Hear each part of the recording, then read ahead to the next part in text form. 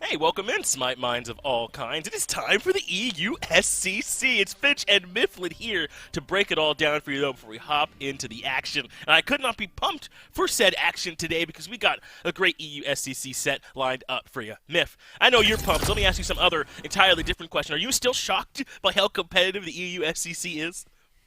No, I think I've just seen it enough now that it's become my new normal, you know? Like, if you wake up every day on a pile of gold, you kind of lose the allure of it, right? But it doesn't mean it's not still gold. Yeah, certainly still a value. I'm right there with you. So that is the set we're looking forward to. Elysium versus Snake Hunters. Take a look where they are in the standings. Pandemonium up at the very top 3-1.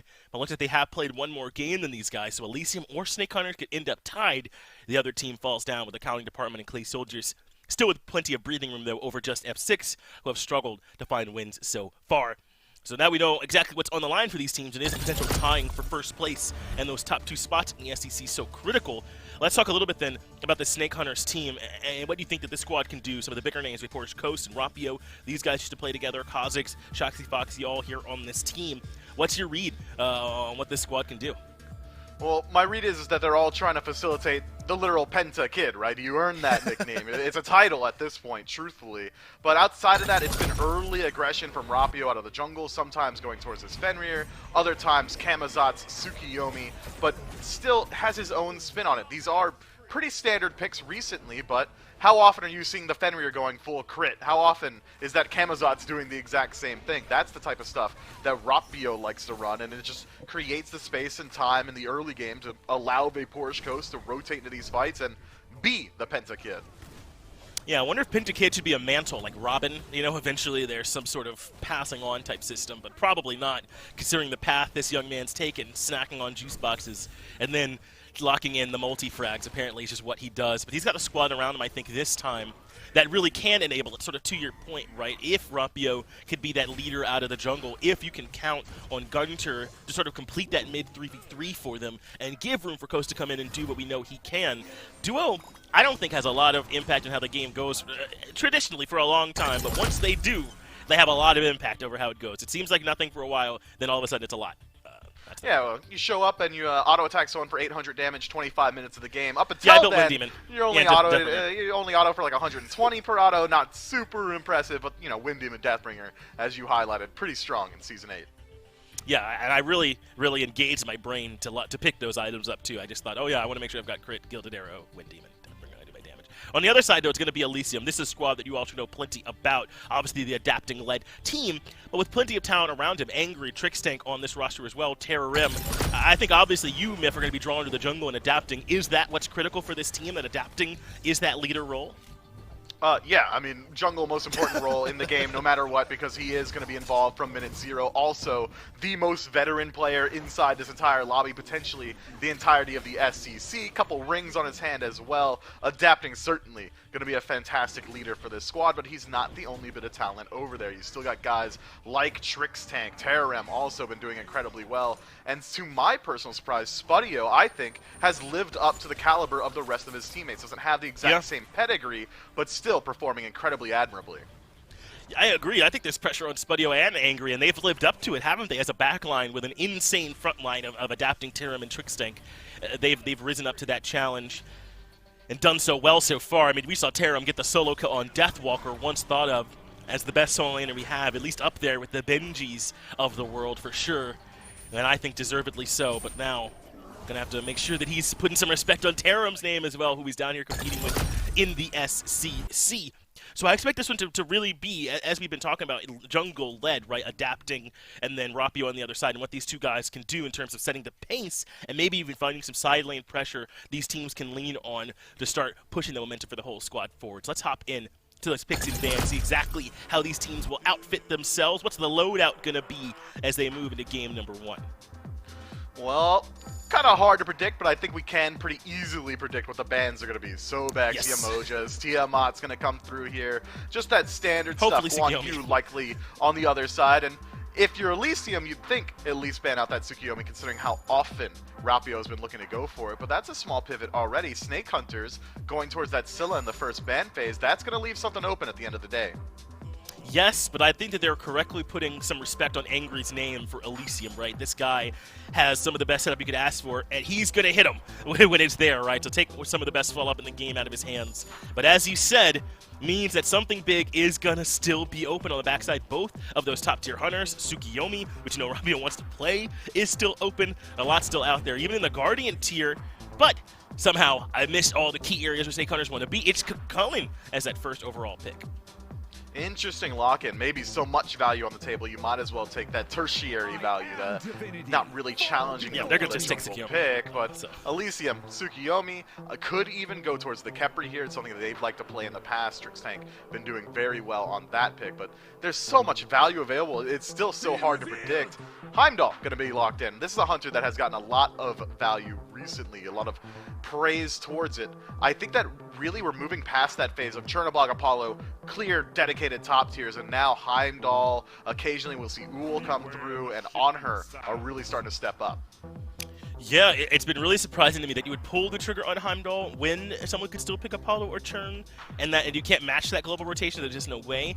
But it looks like a good read here from Elysium, right? They like the Heimdall, probably one of the best just pound-for-pound ADCs in the game right now. And then On Her comes on the other side, so they'll be getting their man fight, not worried about these big global rotations. And Baba Yaga locked in. Listen, I'm thinking there's still Morrigans out there for you to pick in the middle lane. I'm thinking that there's still really good Guardians to pick, but instead, the focus on this Baba Yaga, who has become a real late-game menace. But she's in that house form, and she's throwing heat-seeking, big flaming circles at you, and there's nothing you can do about it. It's sticking on you. That feels real, real bad.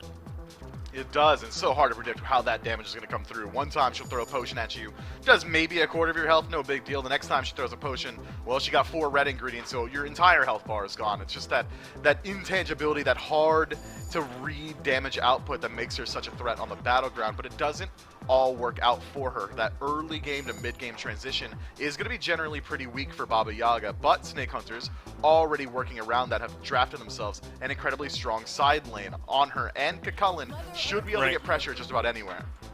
It looks like Snake Hunters do see Morrigan's value, just don't want it more than they want that Baba Yaga. She's banned, Khepri banned, who you highlighted earlier as a great pickup for someone like Trixtank. Elysium also banned out Guardians. Amir was still left open, and that gets banned out alongside Kubakarna. But you know what that means, guys? It means that Yamoja is still available, obviously. Got to make sure that ends up falling into the Snake Hunter. So Terra for Elysium and Yamoja for Snake Hunters. Will, though, this Terra teamfight presence be enough to make up for what Yamoja's going to be able to do, fight in and fight out? Well, she's got strong disengage, her healing's a little bit more bursty, she's got easier to confirm lockdown, but it's hard to sing the praises of Terra when you're comparing her to something like Yamoja. Yeah, Terra could drop a heal at the cost of her third ability cooldown. Yamoja could just auto-attack you. Maybe drop her too if she really needs to. Also no cooldowns. Yamoja incredibly strong, and surprising that she makes it through 10 bans and finally gets locked in. Also, Snake Hunters do get to go back to their signature jungle pick. Rapio really loves this. Camazotz should help him out again, getting this Baba Yaga throughout the early and mid game. If she's able to transition well into the late through some assistance, maybe On Her is able to control his lane, and Camazotz just constantly in the 3v3, it should make her a very huge threat come about 20 minutes in. Yeah, I'm thinking so too. And listen, to go back to this Trixtank conversation, you won't catch me telling that man what to play and support. He's been doing better than I've ever dreamt of dreaming of for a long time here now. So go ahead and get out there, my man, and play the tier if you think that's what's going to get it done. 2 really good drafts, though, at the end of the day. Let's see how they work out in game number 1. Well, thank you, Finch and Mifflin. Fuzzy Wuzzy here. Join with me is Gore. And Gore, I'm looking at the team comps. The test broke it out tremendously, but I'm really liking this team comp from the Snake Hunters. Just so much team fight potential, and trying to get maybe Vaporish Coast starting to get a little bit early in that pickup with Gunter as well for that late game clear. But I have to say, it seems like this is going to be the Vaporish Coast versus the adapting show. Honestly, it does tend to roll out that way. Adapting, depending on how they've been doing over the last couple of weeks, has been kind of the crux of Elysium and whether or not they are winning or maybe not so much successful. And I think the Tsukuyomi looks pretty good. And that's the weird thing, though, like what you had said. If I put these teams in a vacuum, maybe I trade out, Gunter, and since it's Baba Yaga, I say a vacuum, but with Hurwind as the mid laner. I think Snake Hunter's draft is a little cleaner. I mean, from top to bottom, it's one that I think has a lot more potential. But like you had said, and it's kind of been hinted at, the big carry potential. Damage is going to be there from Baba Yaga. You're going to have some kills secure from Kha'Zix and Rapio, but it is Vaporish Coast right now, and throughout this game that I expect to be the one who has to kind of be getting the kills for their team. He's kind of the funnel for them. Whereas Adapting is able to, honestly, Angry is able to, Spuddy is able to on Elysium, so they have a little bit more, and what I would say is a diverse roster for Elysium in terms of their kill potential. I'm interested to see how they play that dynamic as the game goes on, especially because I know anybody else I would maybe be poo-pooing the Terra over here in the duo lane, but Trixtank loves playing Terra. He did it last year. He made her look really good. I think this is going to be maybe off to a slow start because they're not going to have the pressure to deal with something like an On-Her and a Yamoja, but towards the late game, I think Elysium are going to be firing on all cylinders and hitting pretty hard. And what's also interesting, Gore, is that both of these teams are just known for their team fighting potential. They're both great at it, and that's why they are some of the top teams in the AU SCC team. But it also is everything kind of just does that slowdown. They kind of want to wait a little bit before these rotations start coming into effect. Like the 10, 15-minute mark is usually when we start seeing that first blood. And I really think that if Vaporish Coast starts roaming around a little bit, try to see if they can collapse on Angry, I think that's going to be the target for them, because once Vaporish Coast comes online with that On-Her in that mid-game, it could be spell disaster for Elysium. It really is going to be interesting to see how they play that dynamic. The problem is, Fuzzy, they're going to take it slow a little while. You know what I mean? Like, and not even like I'm not even bumping at EU SCC. That is typically what they go. But I don't really foresee these teams, especially with these kind of compositions, wanting to fight right now. In fact, you've got Baba Yaga in mid lane on one side. She doesn't want to fight at all if she can avoid it for a little while. And so I don't expect him to continue getting aggressive, although I say that, here's the duo lane. Well, Vaporish Coast is able to jump away. Trixtank taking a little bit of poke and trying to see if they can get the stun out as Shoxy Foxy. The impale, not enough damage. Look to be about at least 20 health left for the support. Trixtank just having to play back a little bit. There's the heal coming out, so now they can stay a little bit, but they didn't want to play slow over in that duo lane, Gore. They were trying to make us eat our words. I mean, Trixtank is going to be able to get aggressive. If he finds that lockdown on the coast again, then I think he's going to be able to help find the kill alongside the help of Spudio. But definitely with the pressure like that, again, farm, like the waves, not going to go their side. In fact, the jungle even having to come over here. Maybe just to strip away a purple buff, but you take too many missteps here for Elysium and you could very easily lose your life. Yeah, not only that, but they were able to invade the red buff, but Adapting is over here on the solo lane. Looks like Kha'Zix is the target, but he's going to go ahead and ult knock everybody up. The stun's coming out. The execute will happen. Tarum is getting the first blood for Elysium. And that's just a good kill. I was wondering what was going to Adapting's mind, especially, like, he doesn't have his ult, right? You're not going to be able to chase him down. You have to get that kill, but luckily, and this is something Tsukuyomi is capable of that some other assassins just can't do, and that's that ranged ability that he has to hit you just a little further away. Makes it a little easier to find ganks like that. And getting rid of Kha'Zix, I was talking to you about it the other day, I guess it was actually last week, maybe 2 weeks ago. Kha'Zix was playing Cerberus and looked so good in the solo lane, was somebody that all of a sudden was becoming the forefront of the conversation. I actually think it's good on Elysium to shut down this Kukulkan if they can, a little bit harder even. Get, not just 1 kill, let's try to go for 2 kills, maybe 3 kills as time goes forward, because he is going to be just a thorn in their side, a real pain to deal with as the time goes on, as the game goes on, because of his teamfight potential and his disrupt potential. I think Angry and Spudio would like it so much more if there's a 2-level, 3-level gap in the solo lane and Kha'Zix isn't able to get back there and be as much of a nuisance to them versus, well, the alternative, which is Kukulkan doing Kukulkan things, right? Running straight back to you, knocking you up, beating you down, and then letting Baba Yaga do the last 60% remaining of your health in about 2 shots. It'll definitely make things a lot easier for the carries. So I'd keep my eyes on Adapting, see where he's going in terms of rotations. I wouldn't be surprised if we see him take a couple of pit stops over there on the right-hand side of the map. We also can't forget about Terrorim too, who he's able to get into the back line and do anything crazy. He could just run a game himself. Now, Achilles, not so much, but Terrorim as the person, absolutely. He's able to get back there and just do some executes and make sure that he pairs with adapting. That could spell absolute disaster for the Snake Hunters, but I'm with you, Gore. If Kha'Zix is running at me with a Kakolin, I just might as well say my prayers and hope that maybe my support's playing a Kefrith that can revive me once I'm inevitably dead from the amount of damage that he does, as well as his Baba Yaga, because Gunter, he doesn't, as you said, he doesn't want to fight. He just wants to do his farm, hit level 20, try to see if he can get somebody out of position with his jungler, and then move on with his life. Yeah, Baba Yaga is maybe one of my favorite mages to watch. I haven't spent as much time playing her, honestly, as I think I should have. I really do enjoy her kit. Right now, you're going to be able to see why. That Cauldron's just a great escape, right? You're safe. You get a lot of damage out there. You manage to save some potions. The potions are helpful in team fights. And I think what we got to see last year in the SBL out of Herwin specifically is that you might be able to pick up a kills. Like, if she goes 2-1-3, 2-2-3 even, that's a good slash line for a Baba Yaga because it's not in the kills department that she really is going to be able to take away. And as you can see right now, at least in this early game portion, it's not the damage department either. She's got 250 player damage on the board.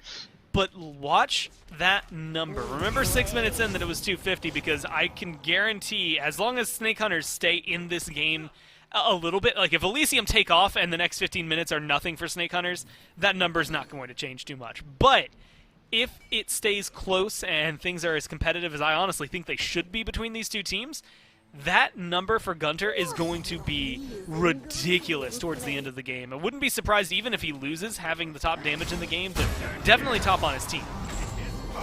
Well, Rapio wants to pay a visit over to Terram. He's able to body block the execute. The Spat out of Hell will come out. 1, 2, and 3 swoops will not hit it. Terram's actually staying alive. He's keeping everybody away. Will it be enough? No, it will not. Kha'Zix will pick up the return kill over in the solo side.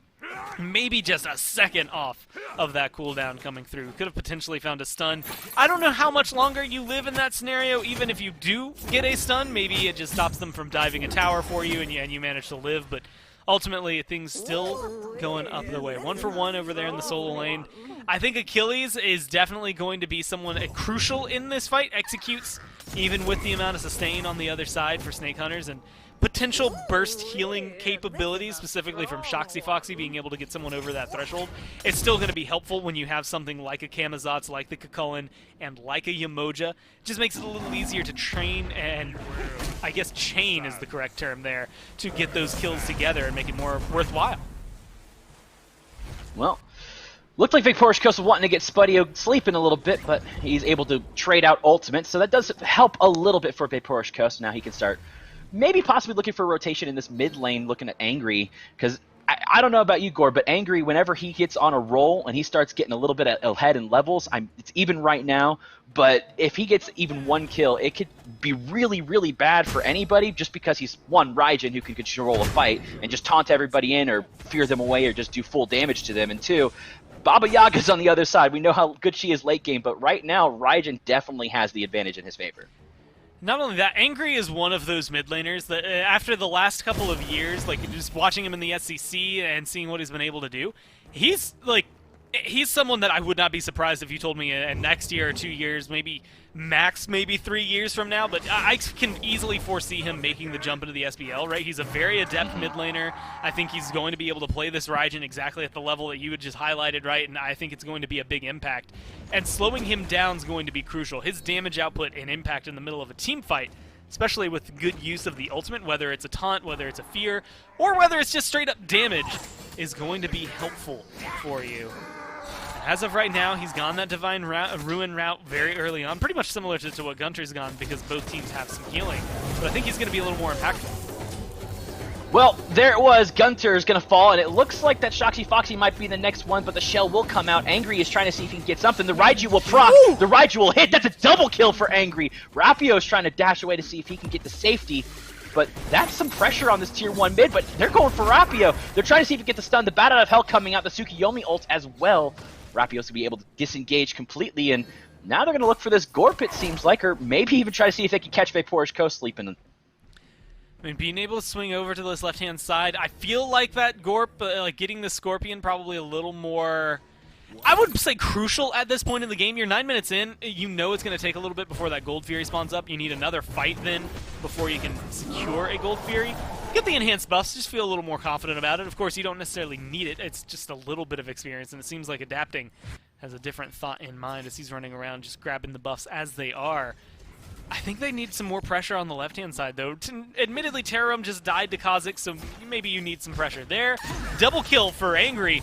He's set up. He's 2 levels ahead of a Baba Yaga. He's going to be just fine on this Raijin for the foreseeable future, so I don't think he's going to be sweating too much. But I've seen Spudio getting bullied is the only term I can think to really describe what Vaporish Ghost has been doing over here in the duo lane. Seems like they missed their opportunity here as well, Fuzzy, because, I mean, this Greater Scorpion, I've been highlighting it for the last couple of days, but, like, Onher is able to solo that thing. It doesn't destroy the pillar, so he can just throw it up and body block it to make sure that he's able to get the damage done. But he's also just been kind of demolishing this lane, making it even more difficult for Spudio, who's going to have a much slower start than an Onher, to really get his feet under him. Well, and that's just what Onher does. He just provides so much pressure onto this dual lane side, just because once he hits that level 10, level 11 mark, that's when he's really going to start to shine. And Spudio, with this Heimdall, going to be a great player, but you want the Heimdall just to be a little bit ahead, try to get something out of it, but you're absolutely right. He's getting absolutely bullied. Just look at the gold difference, the experience difference between the two. Even the Gauntlet of Thieves, not the Gauntlet of Thieves, but the Devil's Gauntlet stacks between the two as well. It just seems like that Vaporish Ghost is just running this left-hand side, and now it seems like Kha'Zix might be in a little bit of a tough situation, but a 3-man rotation over onto him, and he's going to be able to get away scot-free. Well, this is one of those awkward moments where, because of the kills that they've been able to pick up, there's enough of a lead, at least in mid lane, that it's difficult for Snake Hunters to kind of not even get a grip on the game, because I think they still have a pretty good hold, but to fight back. And there's the Terra ultimate coming out, trying to see if they can get onto Kha'Zix. Bat out of Hell going to be expended. Kha'Zix will get stunned out by Adapting. He's not going to be able to do it. The Tsukiyomi ult coming out. That might be able to get it because they're going to sweep around. Kha'Zix not quite there yet. Rapio still alive, but trying to see if he can do anything. Terrum will be able to pick up Kha'Zix. Adapting will be able to pick up Rapio. And that's a good trade for the boys in Elysium. And that's one of those moments you have to have 3 people, and they have to be able to do the, I won't say like just the tower trading the way they just did. Vaporish Ghost finally gets what's coming for him, but that is not a Spudio special. That is Angry 100% of the way making that rotation. Vaporish Ghost has been winning that 1v1, but trying to fight this Raijin when he's got this lead. Shoxy Foxy, what are you doing? Well, he's trying to see if he can maybe take the 1v1, but I don't think he's going to be able to do anything. The Raiju will be onto him. There comes the ticks. There comes the dash. Angry on a killing spree. Now this is looking like Elysium's just going to go ahead and steamroll this. They're just getting to the point now where it's going to be very difficult to stop Angry in his warpath. So it was way too late to help out Coast. And Gunter did not want to fight there. I don't know if you watched the icons. I was watching that Baba Yaga and like the timid nature to try and go in and whether or not they wanted to take that fight. And Gunter just said, nah, and left. Like, he just decided he was done pretty soon after we saw Shoxy Foxy go in. So I don't know about that one. Like, that last call, everything else about it just is Elysium playing well. That death on Shoxy Foxy is just mispositioning or miscommunication. I don't know which you want to throw it under, Snake Hunters. You'll be able to take that one up for yourselves as you talk about it later. But that was a clean kill over there on right. Good clean kill on the Coast. You needed something to equalize Spudio. He was starting to fall behind there. Has the Executioner, so item-wise they're on the same. Typically this is where we've been seeing the Wind Demon pick up. And that's when I really start to think we're going to incorporate Spudio into the equation and into the threads, the story that is Elysium right now. Otherwise, it's going to be more of this site, right? Sitting under tower, hoping for the best, waiting for Coast to leave so he can leave his tower line. It's not necessarily anything against Spudio. I think it's just that Coast is playing out of his mind, and that's going to be something they have to come over. And the 1v1, you have to worry about it. But when you join your team, you've got somebody else to peel for you, and Angry is going to be able to damage Coast just as easily. So I don't think you're as worried in the 5v5 that Coast is going to carry it all away. Well, 14-20 in, it looks like they might be setting up for Gold Fury here. Just trying to see if they can get some pings, get some buffs. They're going to go ahead and disengage from that idea. But Gore, it just seems like that you're absolutely right. Once Spudio, now that he's kind of on a roll and he's caught back up with Vaporish Coast, it will definitely help. But Vaporish Coast has been playing out of his mind, in my mind, throughout the entire SCC, through the qualifiers, the first 3 weeks of play. Like, it's been absolutely insane just to see how he's grown. And you don't get the Penta Kid name if you don't get Pentas, and we've seen him get numerous throughout the years. So now they're going to go ahead and try to fight over this Oracle pressure, see if whoever gets that, and that will fall to Elysium's side, and that will definitely help if they want to get this Gold Fury. But that's all they want to do. They just want to make sure they have continuous vision of this map and make sure they can keep the jungle camps in their favor, because I've seen this Gore a few times where there was 1 to 5 on the kill mark, but Snake Hunters, they were able to do some great stuff with their farming. And yeah, Elysium, they're trying to see if they can get it, but Vaporish Coast, I think they recognize that there's nothing they can do except just go and trade for a Pyromancer on the other side. Yeah, you could see, first off, Terra making the rotation. He ran immediately to the red buff instead of going back to lane. Then you see some deep wards over there from Elysium to make sure that they had visual coverage. They knew Snake Hunters were leaving, and they are willing to take that trade. Gold Fury for Pyromancer, I should say. Firemancer. It's not the accurate name. Pyromancer over there. It's been a trade we've seen more and more common over the last year or so, and it's something that it's still worthwhile for the team that gets the Gold Fury. I think Elysium still technically comes out ahead, but it's not the end-all, be-all of things, right? You're no longer a massive jump ahead that Snake Hunters are out of the game. That Tier 1 tower, though, sprinkles a nice dusting of gold on top of that lead. And there's, well, what, 1 hit, let's call it, on that right-hand tower. They're about to get a little bit more in their pockets to help line it. You can already see going for that Wind Demon is Spudio, kind of playing catch-up now, is the other side. The 8-pointed Shuriken just picked up there for Vaporish Coast. They're the ones I want to keep my eye on. Angry's already had a big impact this game, already finished the Rod at Tahuti. I expect to see more out of this Raijin, but once Heimdall joins the fight, I think Elysium are going to form a team that is just difficult to clap back against. Yeah, we were kind of talking about it earlier at the beginning of the game, Gord, that it seems like that we could see what Snake Hunters were trying to do, but it just seems like they haven't executed what they were trying to do. Try to get the Vaporish Coast to roam around the map a little bit, make sure that they're able to bully Spudio, which that one condition was there, bullying Spudio, but being able to actually roam around the map and be maybe a team player in these early fights would definitely help. But it seems like Elysium, on the back of Angry, on the back of Trix Tank, have been really just controlling this entire map. And I don't know, Snake Hunters, they have to really start relying on Gunter here pretty soon on this Baba Yaga, now that he's starting to get some items online. He's about to get that level 15, 16 mark, and that's when Baba Yaga can start showing herself. I'll admit I'm also a little worried for Snake Hunters. Baba Yaga coming online is going to be big help for him, but the 1 kill they got was a 2v1, and they kind of barely got it, like narrowly got it over there under that Tier 1 tower on the other side. So maybe Baba Yaga is going to be this big impact player. I really hope she is, because I like Baba Yaga, but it all depends on positioning. A little bit of luck on the draw there and the abilities, but also the potions, as we'll see down there. Rada Tahuti now finished up. Still a little bit behind where Angry is, but being able to get any damage out there as Baba Yaga scales so well into the late game is going to be great. And I just want to see the team fight, like where her house goes, how she's going to be throwing those shots, where the target is. There's a lot of capabilities, but Snake Hunters haven't been grouped enough to let Gunter really shine in a lot of these moments. He's 0-1-0, literally just the 1 death in mid where Elysium all end him. So I want to know what you got for us, Gunter, and that's what I'm kind of anticipating in the next few minutes. I want to see a big grouping. You can already see a big roaming just faction of Elysium hanging out together, adapting and Angry walking as a unit, with Trix Tank kind of being a walking sentry ward at this point, maybe setup machine as well. They're looking to get Spudio in on the action. They're already forming that 5-team mentality, or 5-man mentality. I want to say the same out of Snake Hunters.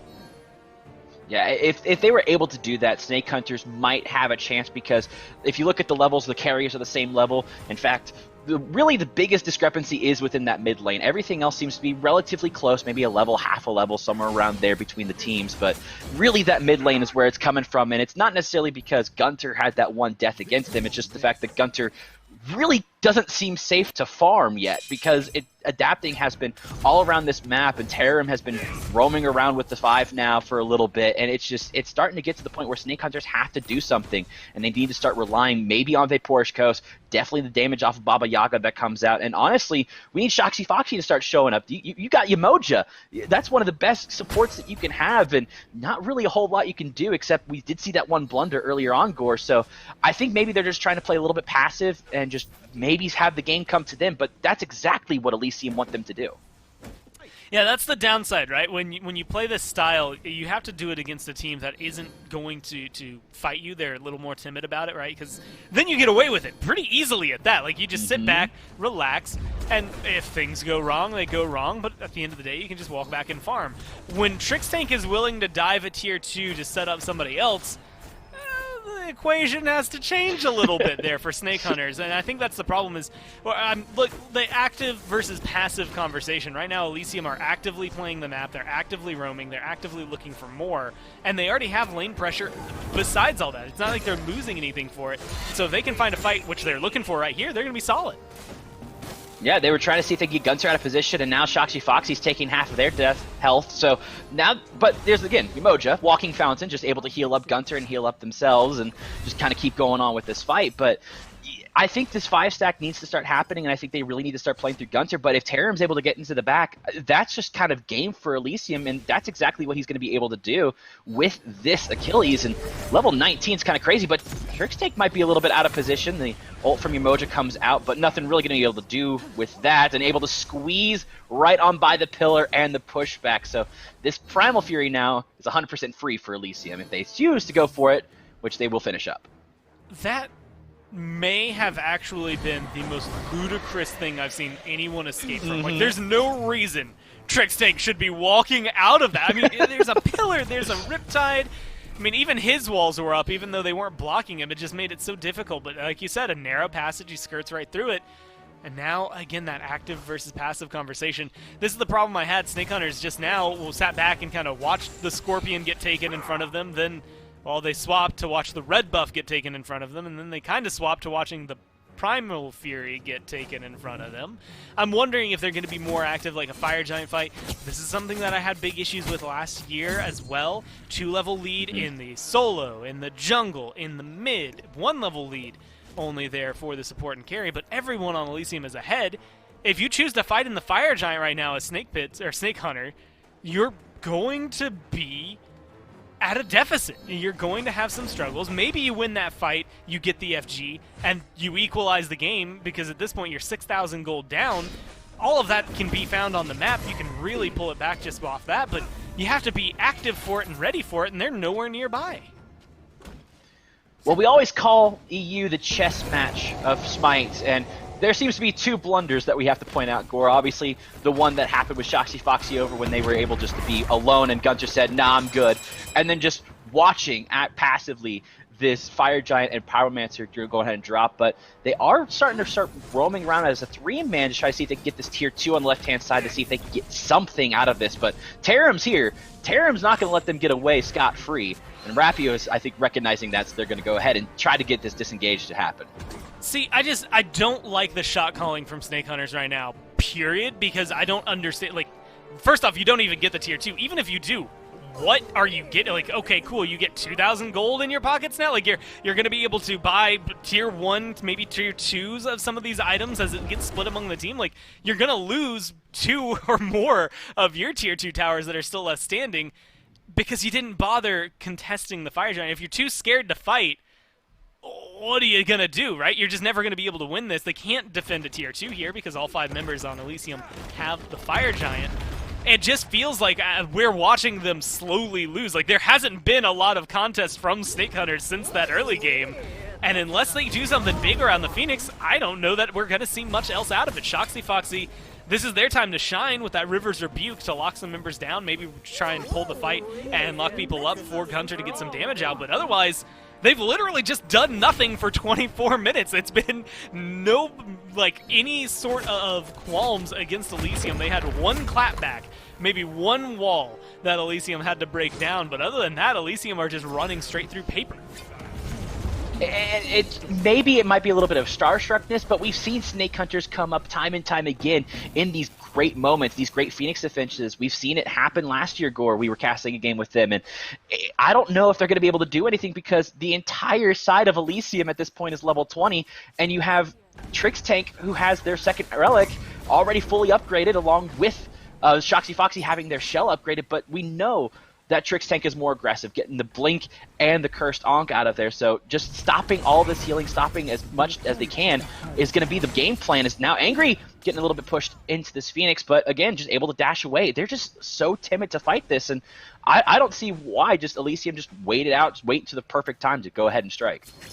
They have a timer playing against them. They want to do it while this Fire Giant's going. Eventually, they're going to have to go, but I think what they're trying to do is bait out Snake Hunters. We've been calling it timid, and I feel like they're waiting for a reaction ult, a scare ult to come through, or to just go on in. I mean, Trix Tank ult, this is going to be solid, good lockdown. They're going to find kills like it's nothing.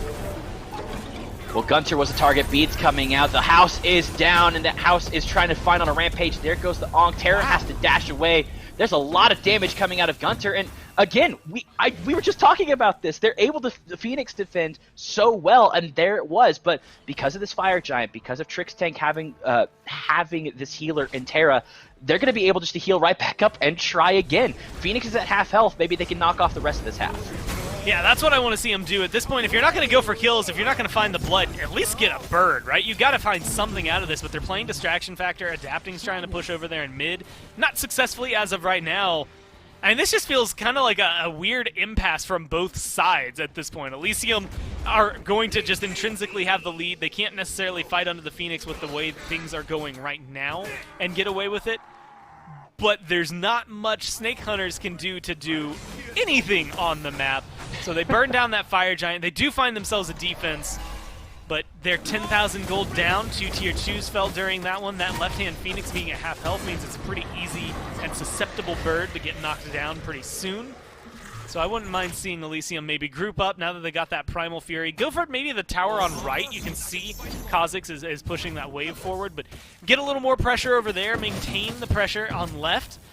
Scoop up your buffs just because they're there and you've got a little bit of time, but ready themselves for a Fire Giant fight. Once again, for Snake Hunters, I'll reiterate this part. Be in the Fire Giant fight. Period. I mean, at this point, it's maybe too late for that, but you weren't in it before, and honestly, you're not going to get much if you don't get it now. And so if their goal is to win this game, I want to see at least an attempt, at least a glance over there when it respawns, but they're hanging out on left. All 4 of them, 5 of them that are alive are over there. So I'm starting to smell another free Fire Giant for Elysium. Are they going for that tier 2? And if they get this Fire Giant, yeah, I think they're going to go for the tier 2 over on right-hand side, but even if they get that, that'll strip the Titan just a little bit more from its protections. But wait, no, they can't be going with Snake Hunters over there on the left-hand side, but 2 members are backing.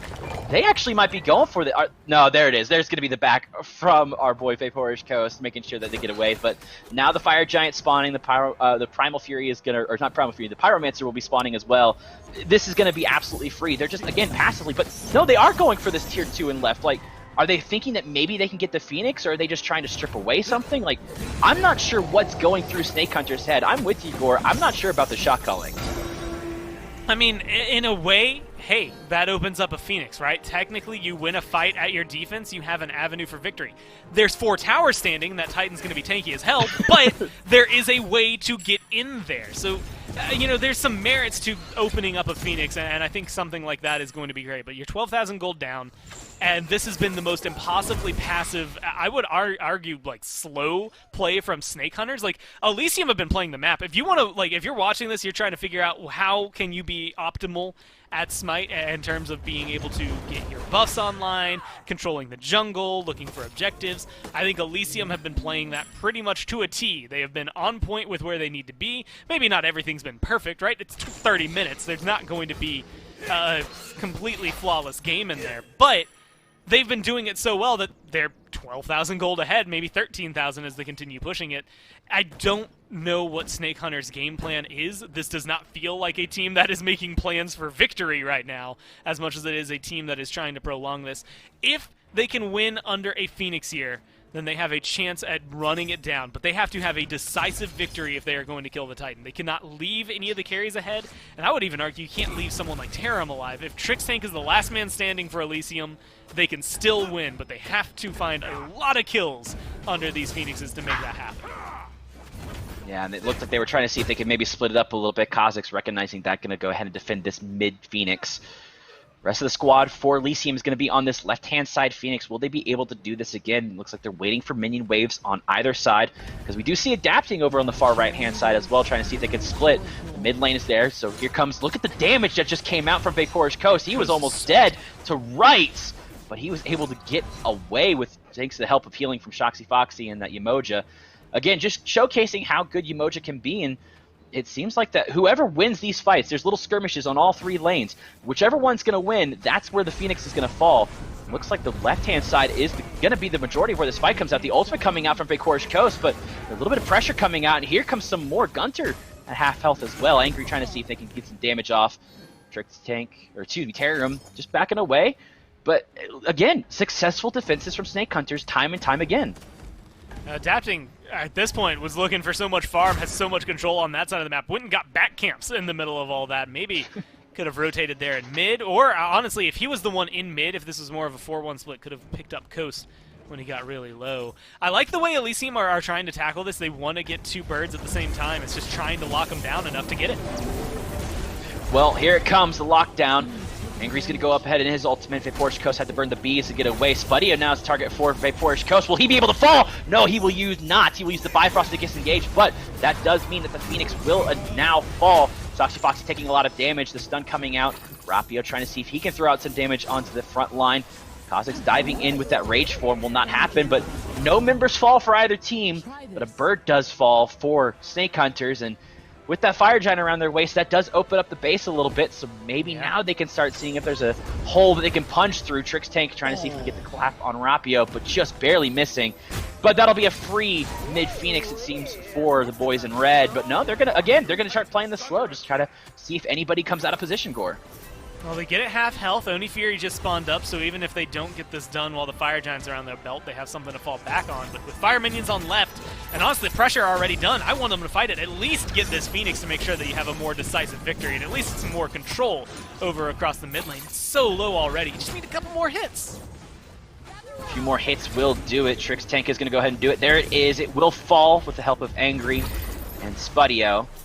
Gonna go ahead and start pushing back a little bit. The Fire Giant is off their waist now, but it will be spawning here pretty soon in roughly about a minute. So now they might look to see if they can go for this Oni wave or see whatever they can do to kind of keep control of this jungle. But no kills on either side, but they're able to get something for it at least with a few Phoenixes, and that's definitely going to help. And with this Oni Fire Wave going to start pouring down in these left-hand mid lanes, this is a free enhanced Fire Giant for Elysium, and this is spelling the game for Snake Hunters.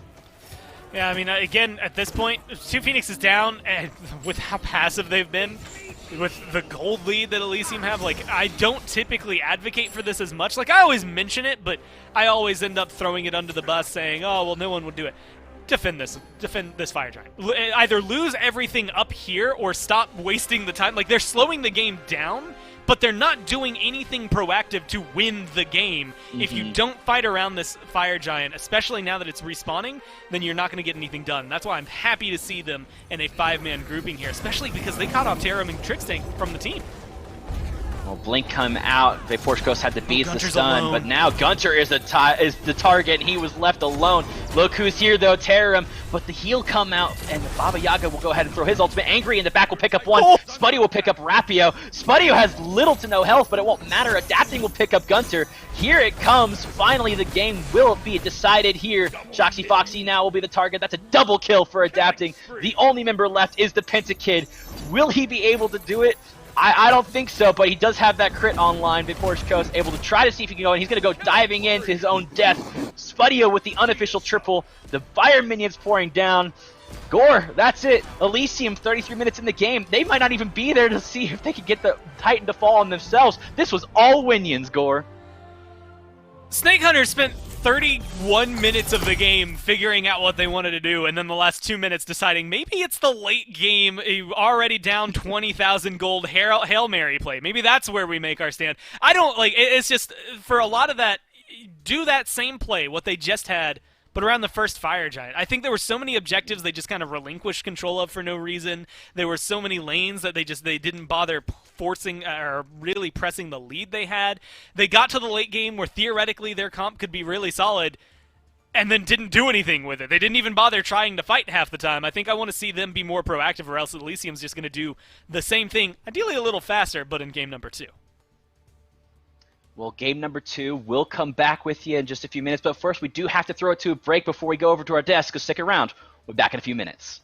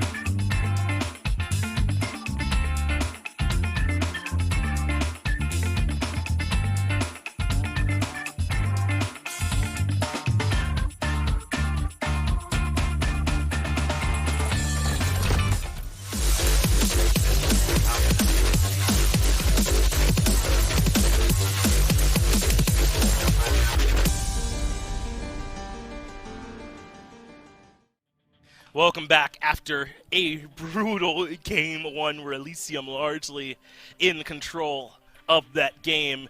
Myth, unfortunately for Snake Hunters, they were up against the wall. It felt like they were towards the tail end, and still Elysium, you know, kind of leisurely paced, maybe to describe the way they closed that one out, but close it out they did. What does Snake Hunters got to adjust, man, to find a way to make this one a bit more competitive, because they got boxed out. When you lose as handily as the Snake Hunters did in that set, it's something that we've said before here on the desk. You gotta ignore that entire match, man. You can't come out of a 20,000 gold deficit, 1-12 slash line and say, all right, there's probably some salvageable stratagem left behind there. I don't think so. I think if anything, you've got two options in this case. If you know the game's going to go long, if Elysium is going to struggle to end despite having such a commanding lead, you can lean into that. If you're Snake Hunters, maybe lock in a Chronos or something that's incredibly late game slanted. Or if you want to avoid that whole gold deficit, you can at least try and bring something early game, some more pressure to your team. But either way, I'm expecting a vastly different look in game 2. Yeah, and it felt like they could not put enough pressure onto Angry on this Raijin, right? Now, obviously, that's got to fall down to Rapio on this Camazotz, I'm thinking. But shouldn't that be one of those matchups where it is indeed possible to be able to get to him pretty well? Here is your first blood. Taram started as he planned to go on executing everyone, and here is my unpressured Angry dashing in. I mean, that's kind of to my point. I feel like you got to find a bit of a way to make sure my man's just not comfortable doing stuff like that. Yeah, we saw Captain Twig jump in pretty often on the Raijin, but Mans usually died for it. Got his kill, but died for it. Angry didn't really have to struggle with that part, just kind of stays alive the majority of that match. Rapio struggling to find his way into the back line of Elysium. Now 32 minutes in.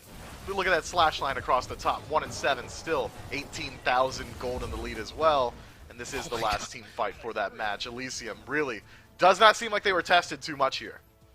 No, and I think we've kind of hit the nail on the head already with this great game that Angry was able to have, kind of facilitated by early pressure from adapting on this Tsukiyomi. Listen, I thought that maybe we saw Elysium go a bit awry towards the end of the draft with this Terra pickup, kind of letting the Emoja through for Shoxi. But that was not the case, was it? It seemed as though Elysium knew that maybe even giving up some stronger picks, they were in a comfortable spot. And I want to see these damage numbers for Gunter as well. I had some small criticisms of the Baba Yaga coming into this, but 13,000, I don't think that's backed up by the numbers, right? Clearly Gunter was able to find his spots in this game. So then where do you want to see these adjustments for Snake Hunters? I know you said maybe skew a bit more late game, but that need to come in the ADC, the jungle. I mean, seemed as though Gunter was doing his part.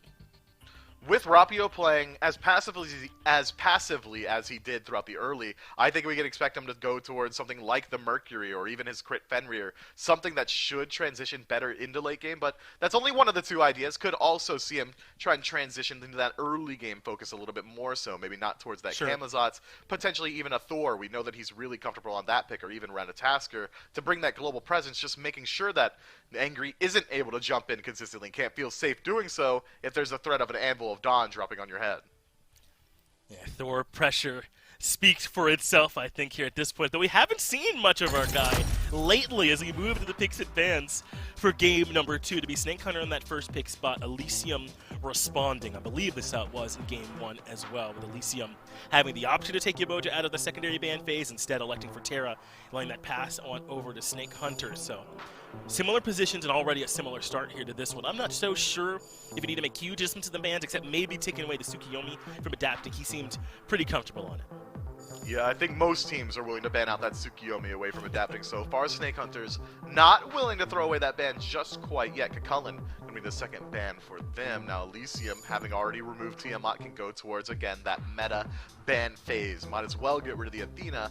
Now, normally we would see Tsukiyomi get banned out here, and then probably something along the lines of another support set is going to be the ban into Sun Wukong. So much yet again left on the table, Finch. I mean, Yamoja still out there, Tsukiyomi still out there, both global hunters still available and ripe for the picking, but it's going to be Scylla for the Snake Hunters. And I believe that Snake Hunters banned this in that first phase where this Kakulin is now. So Kha'Zix played the Kakulin back in game 1. Snake Hunters banned it themselves and then say, all right, we'll take the opportunity to prioritize Scylla. They must really like that into Tsukiyomi because there's a 100% chance of the Adaptings taking it in the spot, which is exactly what went on to happen. This has got to be calculated from Snake Hunters that they have a way to deal with this Tsukiyomi here in game 2 that was not present in game 1. Maybe getting Kha'Zix, I mean, he was on Kakulin. Can you get Kha'Zix a more early game pick than that? So it's going to be tough. If that's what Adapting wants to do, is use Tsukiyomi for solo lane pressure, Snake Hunters just have to make sure they're ready for it. With Kakulin being banned out, we could see Kha'Zix go towards the tier and not have to really worry too much about the anti-heal. Ymir getting locked in by the Snake Hunters here. Good support pickup, could even potentially, and I'm stretching myself a little bit here, flex towards the solo lane or even the jungle, but more than likely is going to be going towards support and already has a decent matchup into what Elysium's locked in. Tsukiyomi and Heimdall can't deal with the wall. Yeah, and leaving this Yamoja open, I wonder if that's just going to end up hurting Snake Hunters, because Elysium didn't value it in game 1, and they're not going to value it here again. I think maybe you wait on that support pick in this spot, Myth. You get Snake Hunters to maybe ban that Yamoja in the secondary phase, perhaps, and then if you're just thinking Fafnir, you just get Fafnir anyway, maybe grab a priority mid laner here before he can get banned away by Snake Hunters in that secondary phase. Any reads on that minutia of how you go about the picks and bans? Maybe a little too much criticism there. Maybe a little too much. I think it's fine to go for Fafnir. It's not really the best matchup into Scylla or even Ymir. You go into that Dragon Stance mid-team fight, it will set up very easily for the cripple to come through from Scylla or even a huge burst damage from I'm a Monster. But outside of that, I think Fafnir generally pretty safe. If you transform into the Dragon beforehand, you don't really have to worry about that weakness either. I think, if anything, kind of wild that Guan Yu somehow makes it through 10 actual bans to get locked in for Elysium here. Snake Hunters may have missed an opportunity. Yeah, especially when I think one of the big points of focus in this pick ban is what they're going to do for Kazakhs this time around in a world where they're banning the kind of the Kakao away from themselves, where they allow the Guan Yu to go to the other side, and then they're going to wait till the 9th overall pick through 10 bans to select it for him. Still, some good options out there. Can't play Wukong, Cerberus, Cthulhu, Achilles, Kakao, or Guan Yu. So you're certainly lower down the list than you normally might like to be. And he'll elect Odin, of all things. Interesting selection here, Myth. Not a particularly great meta for Odin right now. What are your thoughts on it? I think it can work, and it still will find some pretty good value up against Guan Yu. I mean, just drop the cage, all of a sudden cavalry charge, not that good. I mean, Heimdall's still going to struggle with it. Can get over the wall, but still much slower and pretty easy to chase down if Heimdall's forced to use the Bifrost that way. I really like this Baba Yaga lock-in. I mean, you've got a traditional leap, you got CC immunity, Feels a little ultimate. BM. You're going to be able to jump over the walls. A little bit BM, hey, this is what it's supposed to look like. But Elysium come away with a very strong draft this time around. Snake Hunters, though, do make an adaptation that we were calling for earlier. Ratatasker getting locked in should bring a little bit of that early game presence, that ability to deny Angry the ability to jump forward inside a lane. Got to be wary of the Ratatasker up in the Yggdrasil tree. Yeah, I'm thinking so. That's going to have to be what Rapio is going to need to do here in this game. And we know he can play it. Rat is something we saw him do quite a bit of back in his box days, so no reason I don't think that this Ratatoska should be beyond him or anything like that. I think that once again they put a ton of pressure on this Odin, though, into making sure that these cages get value. We'll see if they do, though. Game number 2, Fuzzy and Gore. Thank you again, Finch. And yeah, you're exactly right. We wanted to see this comp that Snake Hunters drafted, Gore, and we finally got it. But then I look at Elysium and I go, so Angry's just going to show Gunter how to play Baba Yaga, huh? Because I immediately thought what Finch was thinking on. This is a little bit BM. Yeah, but early on, theoretically, there's a world where Snake Hunters can abuse that kind of state of Baba Yaga and make her regret existing in this game. Now, that does require Snake Hunters to be proactive, something we didn't get to see for 31 minutes last game. So that is something they desperately need to change. But if they look, if you're going to lock in a draft like this, if you're going to have Odin specifically as well as Ratatosker and a Ymir on your team, you better fight. This is not a team I want to sit back and be passive. This is not a team that I think is going to coast super well into the late game. I think all of them can perform in the late game, but you're really then relying on Gunter and Coast.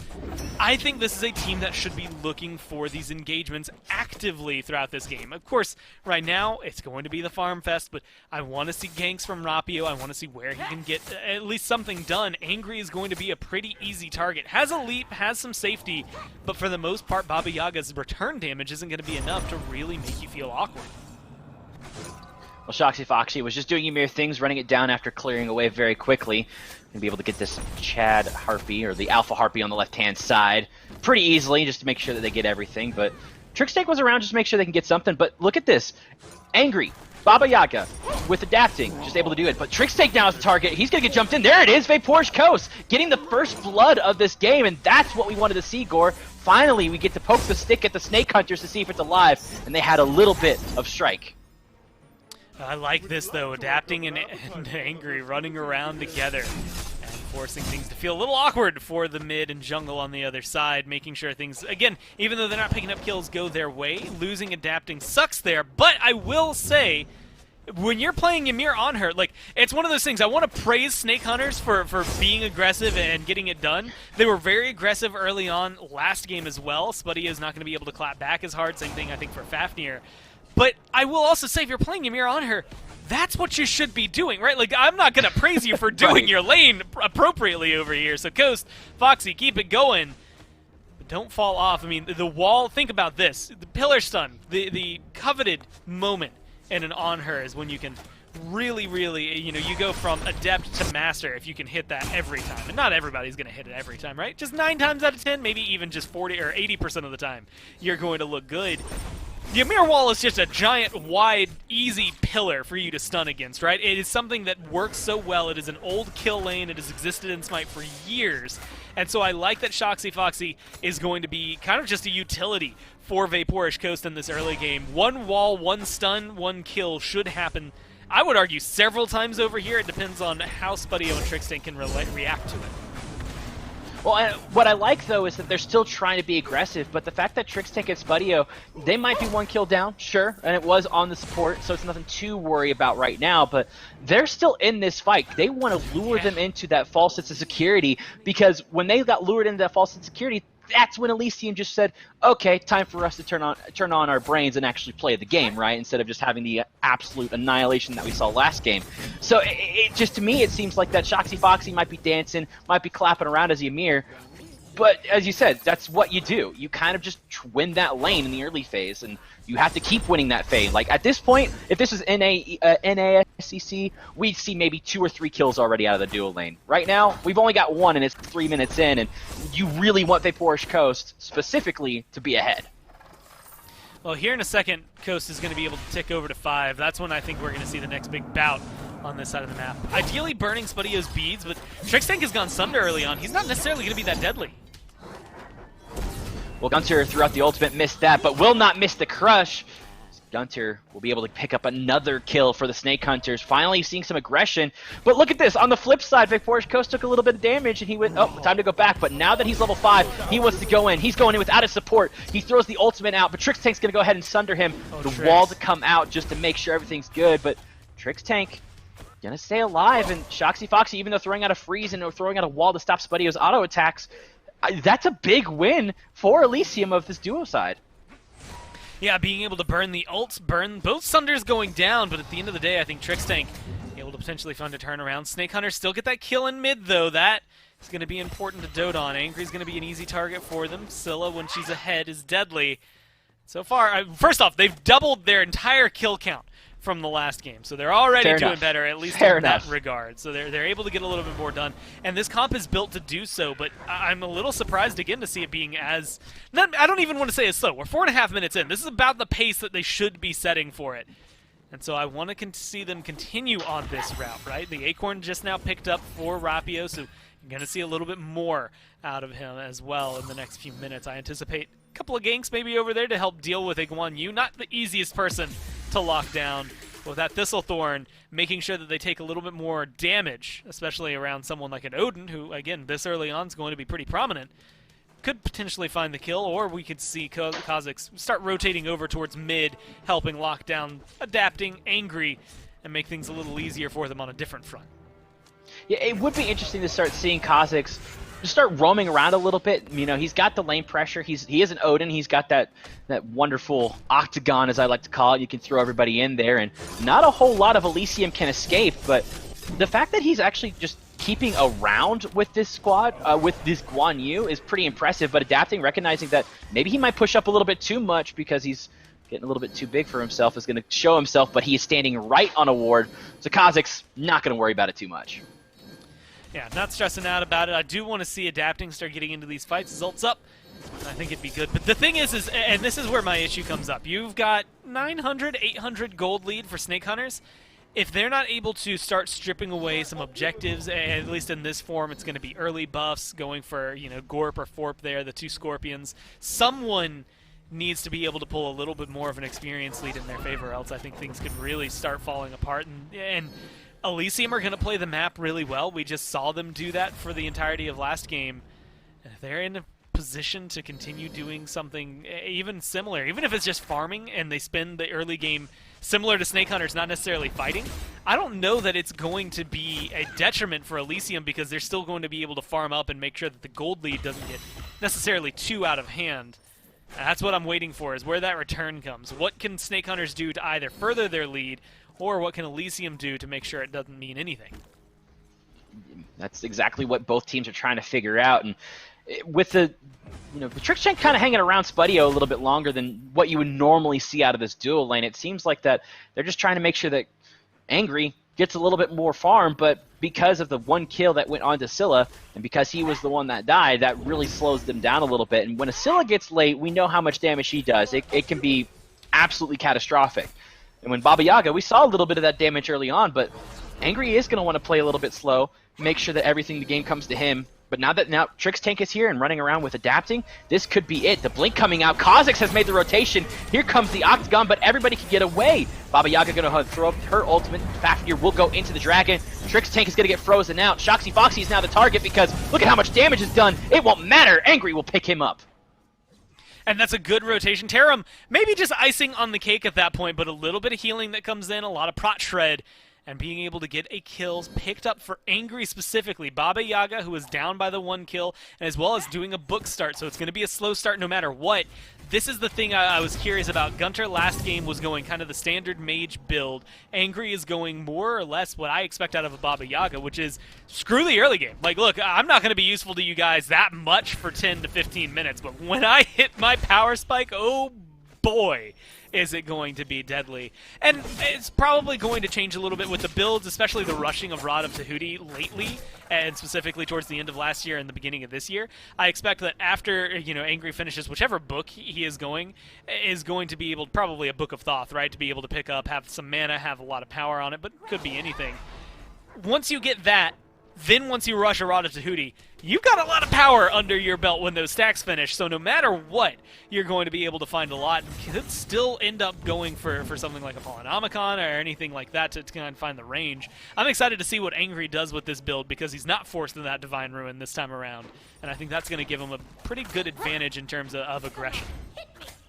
Well, 4 point to Elysium. Looks like Gorp might be headed the way of Snake Hunters pretty easily, and that will be the case. And yeah, Gore, I 100% agree with you. It would be really nice to see that Book of Thoth, and that's what I would think would be, because with Baba Yaga passive, the house being able to run around and then just say, hey, you want some stacks? And just hand them over to Baba Yaga. That just helps the farm out a little bit more as long as she's not taking a whole lot of damage. So I think the Book of Thoth is the way to go. And then, as you mentioned, the Rod of Tahuti, just icing on the cake at that point. You're just doing crazy amounts of damage. And you're not in this weird phase of, I'm a late-game mage that does a lot of burst damage at the 25, 30-minute mark. There is the Book of Thoth. You're the, I can now at level 12 fight, level 12, 13, fight with everybody else once this item is stacked. Yeah, it's going to be deadly. I'm watching. Just keep your eyes on that stat counter as it goes up. This is something else that Baba Yaga is very, very good at. We don't get to talk about it often because Baba Yaga's not locked in often. We don't. But her passive, the house, makes sure that it will siphon a little bit of power away from people, and then it'll channel that into stacks or healing for Baba Yaga, depending on which one she needs. So right here, you can already see he's cleared 1 wave since he got it, but he's already at 30 stacks, 29 stacks, I think is what that says. So really good for Angry that this is a build that synergizes well with Baba Yaga. And something I love seeing, I think that's actually making, winning me over for it a little bit more. I don't want to talk poorly about what Gunter did, although I will say that right now, 3 times as much damage from Angry than Gunter had at this period of time last game. But I think this build just is going to work out a lot better for Angry. Well, Trix Tank, it might not be working out as well for him because Kha'Zix has made the rotation over, and recognizing that he will just go ahead and disform and make sure that he dies with a little bit of dignity and not in the dragon form within his human form. But that does free up the Gold Fury for the Snake Hunters. Angry is around with a lot of stacks on that Book of Thoth, but the Gold Fury will start. Vines are out. Tarum has now made the rotation, but the Octagon has been dropped. Tarum is up in that form, and that's an ultimate as well from Bakorish Cokes, and now he's on a killing spree. 3 kills for him. Rapio is going up into that tree. He's going to see if he can land onto somebody, anybody that he chooses. Looks like Angry might be the target, but adapting will pick up Gunter in the back. That's actually really big for Elysium. Now Kha'Zix having to run away. Angry is now forming with adapting, and so if he's able to get this stun off as it happens, there's the beats from Kha'Zix. They can't get this Gold Fury anymore, Gore. Look, I know there was a lot of fun action happening right there with Angry and adapting, chasing down Kha'Zix. I watched Spudio single-handedly run 3 people away over there and left, and they were just low enough that they had to run from the lonely Heimdall. Doesn't even have the Executioner online yet, but Spudio was a threat enough to force all of them to run away. Very funny to me to see it happen that way. Unfortunate, though, for Snake Hunters, because they give up all that pressure even after 2 very good, clean kills. They lose themselves the Gold Fury. They're going for the Pyromancer, and again, this is the trade they made last time around. Gonna be able to maintain their lead if they pick it up, and it doesn't look like anyone on Elysium, well, I say that, but Trix Tank is starting to go over. Might jump over the wall. He's gonna go for the steal. Oh, he almost got it. Too Not soon. quite there yet. A little too soon, but Snake Hunters do get that trade, and it does help a little bit in that gold factor, but the gold is 100% even at 12 minutes into this game, Gore, and I don't know. This is definitely looking like, we saw Snake Hunters. They had the pressure. They were fighting. They were ready to do this.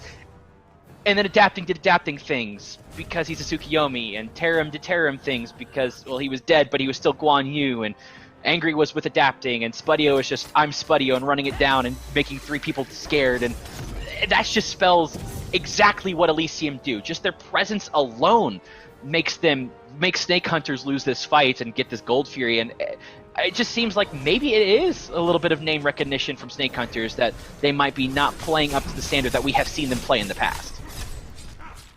Well, here's a fun check-in. Angry, done with that Book of Thoth, by the way. Well, fully stacked already as it comes through. So very 10 minutes quickly in? Stacked up there.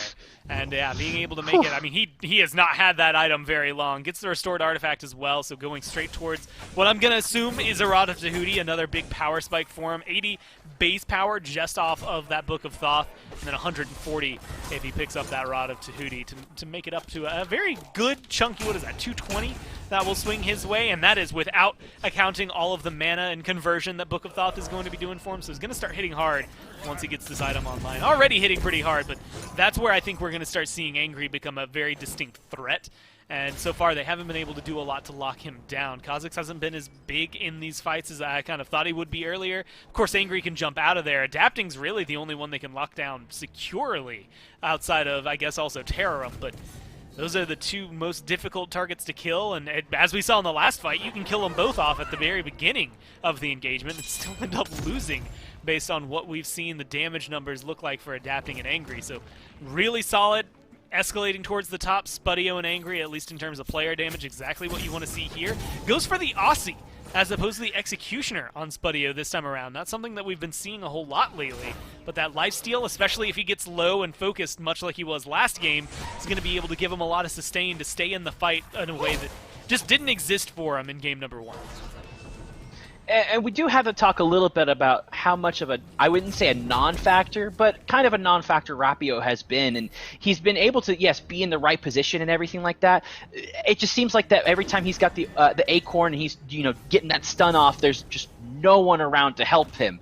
And then he's got to go ahead and disengage. And I'm not sure if it's miscommunication or anything, but Rapio has been a foundational cornerstone for the Snake Hunters team, and just not seeing him play up to that standard, not have Gunter constantly with him, it just kind of seems like that maybe that's what needs to happen, because if you look at the kill difference, doesn't look like that. It looks like Snake Hunters have this game in the bag, but if you look at the gold difference, Elysium have this a little bit of a lead, but nothing to worry about right now, but it's still a little bit worrying. I mean, they picked up the Gold Fury even though they lost the Pyromancer. That's really what's keeping Snake Hunters, I think, close in this case. The kills right now, that 3-0 lead for Vaporish Coast definitely helped him out early on, and that's pretty much where any of the difference is being made. Otherwise, farm seems to be rising a little bit in favor of Elysium. And now I'm starting to worry about it. Oni Fury going to be coming up in the next couple of minutes. That's going to be a pretty big target. Fire Giant still available, although 15 minutes in, maybe too early for anyone to start focusing on that. We've seen a lot more teams focus. 18 minutes is like the early call, and that was usually SBL with a lot of control. Here, I wouldn't be surprised if it takes another 5-6 minutes before we start to see a big Fire Giant push. Oni Fury is going to be where they want to fight over. And with the burst damage that they have, Gunter has good capabilities to steal it away. Same thing, Vaporish Coast has a lot of sustained damage to really make sure things go their way. But I feel like with the way the team fights have been going, last game included, even if we don't, Elysium really do feel like they're going to have control of that pit. They already have some good ward vision coverage on it, even though the sentry wards coming down from Elysium are covering the mid-harpy paths. I think it's going to be good for Elysium to get a little bit more, and then they'll figure out whether or not they can actually sneak it through in the next couple of minutes. Rapio able to get that Gorp side Scorpion down so they get enhanced buffs, especially that will help Vaporish Coast with that attack speed and a little bit of that, as this Oni Fury is spawning, and this is exactly what they wanted to be. So this will help the team, especially Vaporish Coast with that damage that he has with the Wind Demon and Executioner already done. And they have the pressure, Gore Snake Hunters do, but with Elysium kind of just pushing around, I don't think anybody recognizes that Angry's over there in the mid lane and Adapting's there as well. I'm not sure if they want to start this or if they're trying to see if they can catch someone out of position, but pings are coming out. Tarum is now frozen. He's gets not necessarily, wouldn't say blown up, but he's able to get out pretty easily, but that was some damage done to him. It is a Guan Yu, so he will be able to heal up pretty quickly, but this is the pressure that they wanted. Rapio just making sure that he gets some farm somewhere in the mid lane, trying to see if maybe they can get some pressure. Freeze coming out on the Tricks. Check Tricks gets done. He's going to leap in. The blink coming out from Tarum. We'll go ahead and dash away, and Baba Yaga going up into her ultimate. Angry throwing out as much damage as he can, but that's a big ultimate expended for a team fight that didn't really go anywhere, Gore. Well, the good news is the Baba Yaga still has a lot of burst in the rest of her abilities. Healing coming down from Tarum is going to be helpful here, although anytime they get hit by something from Scylla is that Divine Ruin getting applied, so they're going to have a little bit of struggles there. But they're not going to have to deal with a Cursed Ankh. And last game that was very prominent. Phantom Veil picked up for Trickstank as well, so it's watch for Kha'Zix to maybe not have as big an impact if that cage comes down. Well, Shoxy Foxy is weak and he had to pop the shell. He's going into his ultimate. They've horse full ult as well. There's a big ult from Gunter. That's 1, 2, 3 falling. Kha'Zix able to pick up as well. Huge win for Snake Hunters, and they're going to keep on going. Adapting, trying to ult to see if he can save his own skin, but it won't matter. A perfectly timed freeze beads and Aegis. He will get blown up. Gunter with the double kill. This is exactly what we wanted to see, Gore. I mean, the one issue I have is that Elysium stood in a 3-in-1 spot. I don't know that they had much of a choice, but I mean, talk about a lineup for Gunter. That was setting the pins up perfectly for him. This should be a pretty free Fire Giant. I just want to know where this Snake Hunters was all of last game. We spent 32 minutes searching for this team, and we never found them. Finally, they're going to show up. Maybe some good pressure here. The house coming through as the ult comes back. That's going to be a guaranteed Fire Giant. Angry forced out of here as well. Big swing of kills for Gunter there. I'd like to see this back. There's 6 towers still standing on the side of Elysium, but they're going to dwindle that pretty quickly. The Oni Fury's still available, though. We'll see if Elysium, especially during this back, can maybe take advantage of this like kind of lack of Snake Hunters, or Snake Hunters can just rush straight to it and get that pressure on their side to make this Fire Giant even more effective.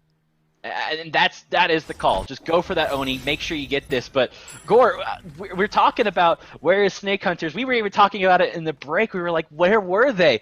They were here. But we are having a little bit of a technical issue, so we will take a little bit. Actually, we're going to look at this replay. Here it is. Boom. One gun. That's going to hit Gunter, but the ultimate not going to hit the other two because they were already dead because of that. I mean, Gore, it's just remarkable. All of this actual damage that we were seeing, and then of course Adapting just gonna get frozen in place with that. It was all over but the crying, and Snake Hunters, they have the pressure, but they finally were able to get the Oni Fury. They're able to get this left-hand side tier 1. I wouldn't be surprised if we see them go left-hand side tier 2, but mid towers falling for Elysium, that can help a little bit with some of that pressure, but really you want the pressure on this left-hand side now that you see that Oni waves are just now spawning. Yeah, I was keeping my eyes on Rapio. Didn't stop the back there for Spudio, so 4 members available for the defense, plus the Phoenix here on the left-hand side. Looks like the call, I actually like this. It's really awkward when there's this many towers standing to figure out where you want to go and if it's worth knocking down a Phoenix. Most of the time it can be, but if you're not confident in your ability to take that fight cleanly, then don't lose your Fire Giant. There's so much gold that's on the map. You want to lead that's going to be able to really dictate the pace of the game, and you've got these Oni minions. You've got them pushing up on right on their own, but they're here in mid at the tower line. You've got Fire Giant. This is going to be a really big swing in effect for Snake Hunters, but they're even falling back off the tier 2. That, I'm going to be completely honest, that surprises me more than anything. That is very outlandish, I would say. Like, not often are you going to be able to see a team, especially with 5 members on Fire Giant, after the fight they just won, back away from a tier 2 of all things. Yeah, but now we were able to see that the tier 1 on the right-hand side fell because of that Oni wave, and that will help a little bit, but I'm with you, Gore. I like the aggression that they were having. They were pushing it down. They had everything up. They still have Fire Giant for another minute and 26 seconds, and I don't know. I think that pushing down that mid would be good, but they were able to back and buy a good chunk of items, get some wards out, and that's probably what they were looking for, especially since that, we see Rapio and Porsche Coast hitting that level 20 mark. I mean, well played for them, again, getting that lead and making sure they take over. Both of them impact players. Rapio's still, he's kind of been the assist setup guy, but here this tier 2 is going to fall down. They've got another minute on this Fire Giant. Now that they've got all these towers, they got that reset. they can walk back in. This is going to be a good Phoenix fight. Tarum is the target. The beat's coming out. Foxy taking a lot of Phoenix poke, but not really going to be able to do anything with. Looks like Rapio just saw the wrong end of that Phoenix fight. He's getting hit. There comes Tarum sweeping on in. Ultimate coming out as well. If he can get away. Rapio is just in the sky, seeing if he can maybe land onto somebody or disengage. And he does look like he's going to just disengage, but good Phoenix defense from Elysium, but Fire Giant will be able to heal up a little bit longer for Shoxy. Maybe see if they can set something up as well. But I have to say, Shoxy just being able to walk into a Phoenix and free someone and say, yeah, we don't really care what you do to me, is exactly what we wanted to see out of Shoxy, and that's the kind of player that they are. We just haven't seen it a lot in that first game, and now we're seeing it, and Vaporish Coast trying to do as much damage as he can. Looks like Gunter is a little bit stunned out. Trix Tank taking a little bit of poke as well. Look again, Shoxy Foxy just there saying, I'm here, focus me, but they're not going to be able to get the Phoenix because the Fire Giant wore off. Yeah, I'm wondering what the pickup's going to be. Maybe a Charon's coin, as I see Angry start off on another artifact and go into that tier 2. Wouldn't be a bad pickup for him just to be able to get some of that pin online. And that's what I was looking for, was either an Ob Shard, a Charon's coin, some sort of penetration, because like you said, Shoxy, Foxy, Kha'Zix are just kind of walking in there, and nobody is able to get a lot done. Spudio's gone for the Executioner chin size. He's foregoing the crit entirely this time around. Maybe that has something to do with it. Of course, you could pick up on the side of the tanks there a Spectral Armor or two to make sure that they can outlast Vaporish Coast and the damage he's doing. But it seems like Spudio, as well as, especially if Angry goes for this Charon's coin, they're starting to focus more on killing these tanks. They recognize that Shoxy Foxy is kind of the setup guy. If they can kill Shoxy on this Ymir, they could win the fight afterward. I'm not seeing a lot coming down. Again, Rapio's 1-0-6, so he's doing a good job in terms of setup. But it's also going to give them this kind of potential, something you don't get to see too often from Heimdall, but specifically here, he's just going to be a tower killer, an objective killer if he's around. Well, the Snake Hunters are saying the shoe is on the other foot. Everybody on Elysium is mostly on this left-hand side of the map, and they're now the ones that are playing passive when that Fire Giant, but Spudio will be able to get a tier 2 in response, so that will help out Elysium. The tower's not quite even yet. They still have one tower in the favor of Snake Hunters, but that does help just enough to see if maybe they can do something. But Mid Phoenix is probably going to be the target for the Snake Hunters unless they decide to push up this left-hand side. I wouldn't say they would go for a Primal Fury. That might be a nice little consolation pickup if it goes a little bit awry. But this is Snake Hunter's game all the way through. 9,000 gold at 25 minutes. Shoes on the other foot, Gore, and I think we could possibly see, unless Elysium have a fantastic, great Phoenix defense, a Game 3 in our midst. It's definitely on the horizon here, but Elysium, I don't know, they're blocking it a little bit. I don't necessarily see them rolling over in this case. I mean, even there in the Fire Giant, right, it's one of those things, when Snake Hunters pushed for a tier 2 while Elysium got a Fire Giant and started to siege their base, they didn't get it. But this case, Spudio is able to pick it up, right? It's small things where, like, you're not getting the big objective, you're not really being as active in the play, but you're getting something out of it and getting some experience. You're still waiting for Tarum to hit level 20, 1 level deficit there on Trix Tank, but everybody else has hit 20 now, and you've got your items online. That gold in your pocket's going to be able to help you fight out. This could be a good Phoenix defense from Elysium. Well, Trix Tank is taking a little bit of poke from Vaporish Coast. Baba Yaga trying to see if maybe she can set something up. The house was able to move a little bit forward. Now blocked by that wall. They're waiting for minions to come in, and here are the minions. Kha'Zix's going to go ahead and start this. He's going to go ahead onto Tarum. Tarum is taking a little bit of poke, but so is Trix Tank having to dash away. Baba Yaga Angry is up in the house trying to throw down the fire as possible, and that will successfully just defend the Phoenix for now, but not going to be much longer when you see that the next wave of minions is just right around that tier 2 marker. So Shoxy Foxy still just healing up with that Fire Giant. Kha'Zix hasn't taken any damage, and this is exactly what you want if you're Snake Hunters. Trix Tank is going to go ahead and dive in. He's looking for Vaporish Coast, but Trix Tank is frozen. Trix Tank gets obliterated. Vaporish Coast able to pick him up with a big crit, so that will free up this left-hand side. Phoenix Gunter's up in the ultimate. I'm a Monster will not connect because Spudio had to use his ultimate to get away from that circle. So now they looked at Mid Phoenix, and this could be as free as well as the ult from Kha'Zix is going in. Vaporish Coast is going to ult. Coming in is Rapio onto Spudio. Spudio falls. This is exactly what we wanted to see out of Snake Hunters in Game 2, and we're going to get it. The Titan is under attack, but Guan is up in the horse. He's going to try to see if he can get Shoxy Foxy, but Shoxy Foxy will stay alive. Rapio gets the double kill. Adapting's trying to see if he can get Vapor's Coast. The bead's coming out. It won't matter. The ultimate will happen. Shoxy Foxy might fall. He's still alive. He's trying to save his best for his team. Adapting will fall. That's a rampage, but finally Shoxy is able to fall because of Angry's damage. But it won't be for too much longer. Angry doesn't have the ultimate available. That Titan will fall. Huge play for the Snake Hunters.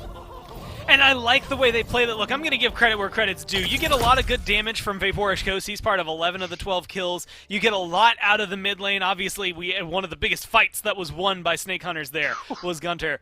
But I think credit where credit's due. Shoxy Foxy looked night and day different on the Yemoja and the Ymir. That Ymir pick in game number 2 set up almost everything that they were able to accomplish. I like seeing that, and if that's going to be the style and the draft that you have to go for, I don't care if you forego some of those other picks. Look, I wanted to talk about Yemoja a lot in Season 8, thinking she was still going to be prominent, but based on what I've seen, your Sobeks, your Ymirs, they're the ones that you want to go for way before you start locking her in. She has not been successful so far, and I like this for Snake Hunters. Stick to that draft, stick to that style, and I think they could win this set. Aggressive was the name of the game, and aggressive is what we saw. We asked for it, Gore. Will we be able to see it in Game 3? Stick around. We're going to find out after this break.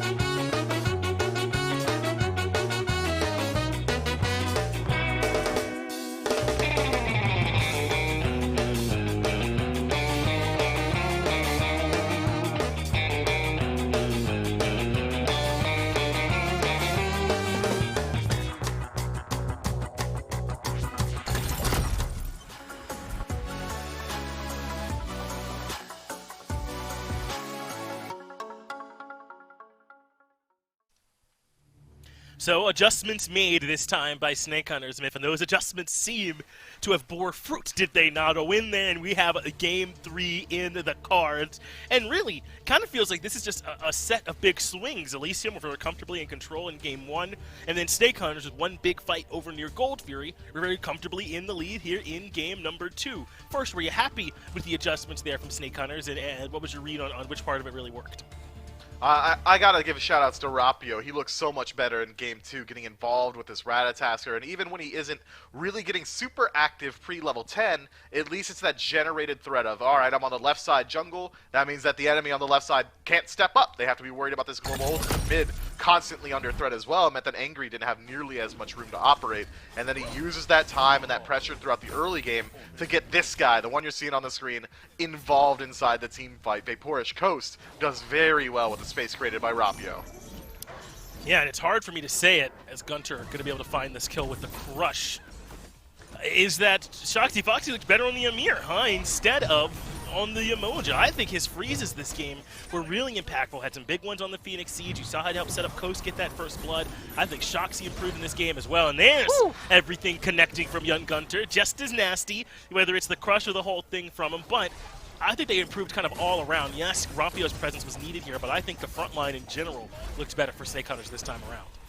Gotta completely agree, man. I can't believe I forgot to bring up young Shoxy Foxy on this Emir. Does fall twice for his team, but 11 assists, I think, is a slash line you want to keep your eyes on. My man was involved quickly and early, and you can see it was even inside the cards with his build. Goes for the Wing Blade in that first slot for that additional utility throughout the early, the ability to rotate in and make sure you're able to find those freezes, and he certainly did. I wonder if Angry proved his point. He did do more player damage on the Baba Yaga, but did also end up losing the set. I really thought that Elysium kind of had them in this one with this updated draft, with the Tsukiyomi back for adapting, but with sort of Terrim on this Guan Yu, with Angry on this Baba Yaga after the success we saw in Spudio reprising the Heimdall. I know that you were kind of a little bit more of a Fafnir fan than I am, someone who's kind of always been against him, even when he was really, really good. Was that part of it here for this one, or was it just sort of that that it was more that Rapio and the boys were looking good this time? I think a little bit of column A, a little bit of column B. I'm not the biggest Fafnir fan. I don't want that stigma being attached to me. Sure, I actually got into an hour-long argument with Zeros, one of the newest additions to the SPL in Season 8, about 4 or 5 months ago on APAM's talk show, talking about how Fafnir isn't really that good. Zeros doesn't feel the same way. He yelled at me for legitimately 40 minutes without taking a breath. It was kind of wild. So now I kind of just give Fafnir a little bit of respect as we see it come through. Yeah, you don't want to catch those hands from Zeros again. I know exactly what you mean, my man. So nothing wrong with going alongside someone who's been as successful as him. Let's move to picks and bans for our final game for the SCC today. Then at 1:00 p.m. Eastern, we'll be moving on into the SPL. But what a primer for the SPL. This has turned out to be an excellent match here that's going the distance between two strong teams. Some final adjustments I wonder if being made. We still have not seen Tsukiyomi make his way up to the bans here, but it's Elysium in the first pick. I believe that's the first time that's happened so far this set. So maybe some adjustments will come from their ban strategies here as well, or maybe Snake Hunters will feel they will finally have to ban it now that Elysium can just grab it for free no matter what. I think that Elysium likely will have to shift up their bans a little bit here, and it is going to come through. Tsukiyomi banned out immediately. I think that Tsukiyomi's in a pick spot right now where he makes your second pick feel so good because you're able to get Tsukiyomi and then the next best whatever. But if you're first picking him, it leaves a lot up on the table. That's why Elysium decided to get rid of it here, or maybe adapting is just sick of playing the Kusari Gamma God. Now Snake Hunters finish out their top 3 bans. Tiamat, Sobek, and Kakulin removed. That's generally in line with the meta, but we're still seeing a lot of those similar power presences available. Sun Wukong locked in by Elysium. Not exactly what I was alluding to, but certainly one that's seen some value recently. Now, what is Snake Hunters going to do with their top 2? Yeah, I wonder if maybe they want to take Heimdall away from Spudio, who's basically had it all set long so far. I think that Heimdall feels like a great +1.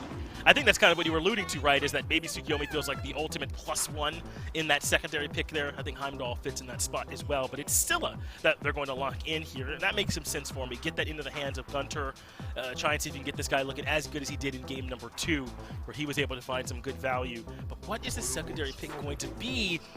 It's got to be get young Shoxy Foxy back on this Amir that he looked so comfortable on, and that I think he was kind of setting the pace alongside Rapio with. But is Rapio going to be considering the Rat once they come back around to his picks again, or something new? I wonder how much of that old draft they're keeping, as it is going to be the on-her for Elysium. I think that he could certainly go back to Ratatasker. It's not really got a bad matchup here up against Elysium. Ratatasker pretty hard to counter out as well, unless you just got a ton of hard CC on your team, but that kind of beats just about every jungler on the planet. Ganesh locked in by Elysium. That should be a little bit of a deterrent for the Ratatasker if he dunks down. Could find himself just a rat in a cage, Dharmic Pillars tossed up, maybe a silence follow through there as well. So I think if anything, if we see Rapio go towards that global presence, it might be the Thanatos that he's pulled out every now and then, or even potentially the Thor. Wow, Heimdall has fallen by the wayside along with Apollo and Chernobog. It's on her, who is an SPL mainstay alongside the Cupid. And that's tough, picking Cupid into on her. Isn't Desert Fury just an answer about as good as it gets to Fields of Love, kind of his primary ability? A bit of an odd choice to go headlong into that matchup. It is strange for the 1v1, but inside the 2v2, Cupid still will have a pretty decent target inside of the Ganesh. It could be just used as a peel tool, Fields of Love that is, but I gotta agree, man. On her into Cupid just feels pretty good for on her. He can jump in aggressively, and even if he's in the dead center of Fields of Love at the initial, if he uses that Desert Fury properly, should be able to walk out and avoid the damage every single time. So Cupid, a very interesting choice here. Tells me Snake Hunters aren't really looking for that early 1v1 and duo, instead keeping their eyes more so on that late game team fight. And when you think about the pressure of an upgraded Sikkim that's going to kind of have that AoE and hit 3 people, freeze, and Fields of Love, that is going to mean Elysium to be more careful with their CC immunity and where they're using it from. So far, they're looking pretty good in that department. Wukong and On Her both have the CC immunity in the kit. Ganesh, though, as you already highlighted, might be in a bit more trouble. And this gives you an idea of what they're worried about. Elysium said, hey, no Cerberus, no Cthulhu. We're not letting your teamfight presence get any better, but I think they forgot about perhaps the ultimate in teamfight presence, and that is Unbots with that Fear No Evil. I think Snake Hunter's game plan is pretty clear here, huh? You're not going to have beads for all of us. Someone is going to get through. Yeah, and if only one bit of CC needs to find its way home for this whole draft to work out. If Fear No Evil gets 2 people's beads consistently in a team fight, which it generally should, all of a sudden Ymir and Cupid become much more potent fighters in their own right. So I really do like this Hunbot's pickup, but we might see Rapio fall into the same trappings that he did in Game 1. Not quite able to bring that presence throughout the early could cost his team without that global presence. Daji, certainly a god that's trying to get involved very early on. I think Elysium shifting up their strategy pretty greatly here, adapting. Keep your eyes on him. He's going to be very aggressive. Yeah, but I don't get what it is about these SCC kids and picking Merlin into heavy CC comps. Didn't we just see Baskin do this the other day? And it worked for him, by the way. It didn't seem on paper Baskin. like I was going to be a favor of it, but it absolutely worked for him. So here it is happening again into a comp where you're going to need beads all the time selecting this Merlin. V-side work for him, though. Big burn on the back of this dodgy ultimate should consistently work for him as long as adapting is hitting home with that pow out. Should work out, but now Merlin looking a little bit worse for wear again. Shot clocked in, last overall, 10th pick for the Snake Hunters, and that's again a big giant AoE circle, CC, silence, and knockup. Should be able to strip away beads, and if he's not stripping away beads, Hunbots will do it. If it's not Hunbots, it's going to be Ymir, and then so on and so forth throughout the entirety of that draft. It's going to be very annoying to deal with, as well as the fact that Snake Hunters are going to benefit a little bit from healing. I think if anything, Elysium do have a slight advantage insofar as aggression throughout the early game off the back of Sun Wukong, and On Her they should have a very easy time finding picks. But once this 5-on-5 really starts to wrap up, I gotta favor the Snake Hunters. Their team fight, I think, should be world-class. We'll get to see if it is in game number 3. Fuzzy and Gormizer bring us the finale. Game 3 indeed, and Gore, I look at Snake Hunters and I just go circle, circle, dot, dot. I just got my Merlin shot, as Angry will be playing one of his staple gods in Merlin. And I don't know, this to me, it screams, like Mifflin said, Snake Hunters all the way, but we've seen how dominant Angry has been on this Merlin pick, and it could spell disaster if he's starting to snowball at any point in this game. I have to give shout-outs to Doug highlighting it. Shoxley, the only one brave enough to not go beads in this first round of relics that have been picked up. Admittedly, needed by Elysium. I think the only other person in this game that could have shifted around, you would be looking at Rapio, maybe Kha'Zix, being able to flex around on those. But having it's going to make it a lot easier to dodge out on adapting. Whereas that Sundering Spear, it's been the pick over here in Europe today. Fully upgraded already as well, so a little investment early on. It's going to give some extra damage over there, maybe helping find the first blood the way they did last time around. Doesn't have the On Her synergy with the things like the Ymir wall, but does still have Cupid, who was a very prominent hunter throughout most of last year. I'm excited to watch what Coast can do if they're still as, just dominant. They've been really ruling the first 5 minutes of the duo lane every game. Well, and there it continues. They're continuing to rule this duo lane side, but just barely missing the heart bomb was Porsche Coast. And that could have been pretty bad if it was Trixtank, but Trixtank was able to use his juke boots and get away from that. But yeah, once Ymir hits that level 2 mark and he starts being able to hit that freeze, it could be really bad for this duo lane side. But he's not quite level 2 yet, but Trixtank is, and he might have that Ohm available if he'd like to go with that, or the Root, whichever one he so chose. But with the amount of pressure that they have in this duo lane side, this early rotation coming from adapting, possibly if he went for it, and he went for the root instead, but they're going for that Oracle, and that does give them a little bit of pressure because that was called out that, hey, there's someone on your side of the jungle, there's 4 of them, back up, and that will help out a little bit. But I don't know, I think this might be a good combo for Elysium with that on her and Ganesh pick, because once Ganesh hits level 3, it's hard to kill him. Yeah, difficult to lock down, and plus, I would still argue Ganesh, difficult to kill, doesn't have a big impact, I would say, on changing the game until about level 5. Once that ult comes online, it's a different god that you're going to be able to deal with. They're going to be able to help along with Spudio. I don't think they're going to fall too far behind, but being able to get the slow, the prot shred, just so much good inside on that Ganesh ult, those Dharmic pillars. I'm excited to see what Trickstank's going to be able to do in terms of setup this time around. Granted, with people like Angry, I would even say Spudio, like the damage numbers, if you lock someone inside that cage without, I guess, walls, it's a cage without walls in a way, that is going to be a lot of damage being done to the Snake Hunters. So far, it's been a little more difficult for their duo lane to find this dominance, which is better for Trickstank. This god isn't necessarily great early on in these fights, so this is a good win. Yeah, and that's what they needed to do, is just win this in this early game, and being able to do that with a Ganesha is going to help. And if that Ganesha is able to start roaming around a little bit, and as you mentioned, just even though it's not a cage necessarily, it still hurts when you walk out of the box. And when you get out of that, when you step out of the ring and you have a Merlin that says, "No, I'm just going to pull you right back into it," it could hurt a lot. And again, you want Angry to be big. You want Angry to be the biggest boy on the planet. And with a Ganesh being able to bestow kills upon them, if that so happens, that will help out the team. But Spudio just blocking some autos, making sure that his support can back away. Trickstank and Spudio, they have more pressure now, and it's a little bit interesting to see because that's not what it was earlier on. And I'm wondering if maybe that's because Foxy's playing a little bit more back, just because he went starting with the not the Sentinel's gift, but the other support item. Is that going to help them out a little bit, Gore? I'm wondering why they're playing a little bit more passive. Honestly, I think it just has to do with the Cupid and that synergy that comes through. Cupid's maybe not going to be as aggressive as the Onher's been, so it's going to take a little more time to get aggressive over here. Plus, the clear, right? I mean, 2 times in a row, I think that's easy to highlight. The clear on the side of Snake Hunters, in the dual lane at least, was far above whatever Elysium had drafted in. The first game, it helped them dominate the lane, but not quite translate that into the late game. In the second game, they dominated the lane and the late game. And so they were able to find a little more synergy throughout all of that. This time around, I think you need a little more help from Rapio and maybe this Fear No Evil to make sure things go your way. Well, Kha'Zix was pinging out Terrorum to say he doesn't have an ult, but not going to dive in is Rapio, and just go ahead and continue to farm. And I don't know, maybe it was just the mana that he didn't have enough mana to kind of continue with the fight, but it was an interesting rotation, but it was kind of a waste at the same time, Gore. I'm not sure what they were going for, even though they knew that they were low on mana.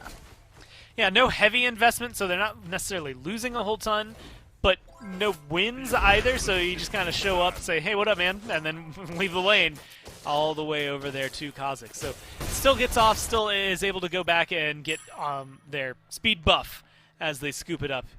So Rapio, not the end-all, be-all of everything. I'm wondering if that Fear No Evil, like you said, whether it was a mana issue or maybe it was the follow-up. You know Terram has beads, you're worried about, yeah, I throw my ult down, he's going to walk away. Can we actually kill him if that happens? The answer is probably no, so it looked good in theory, but didn't quite come out in terms of execution.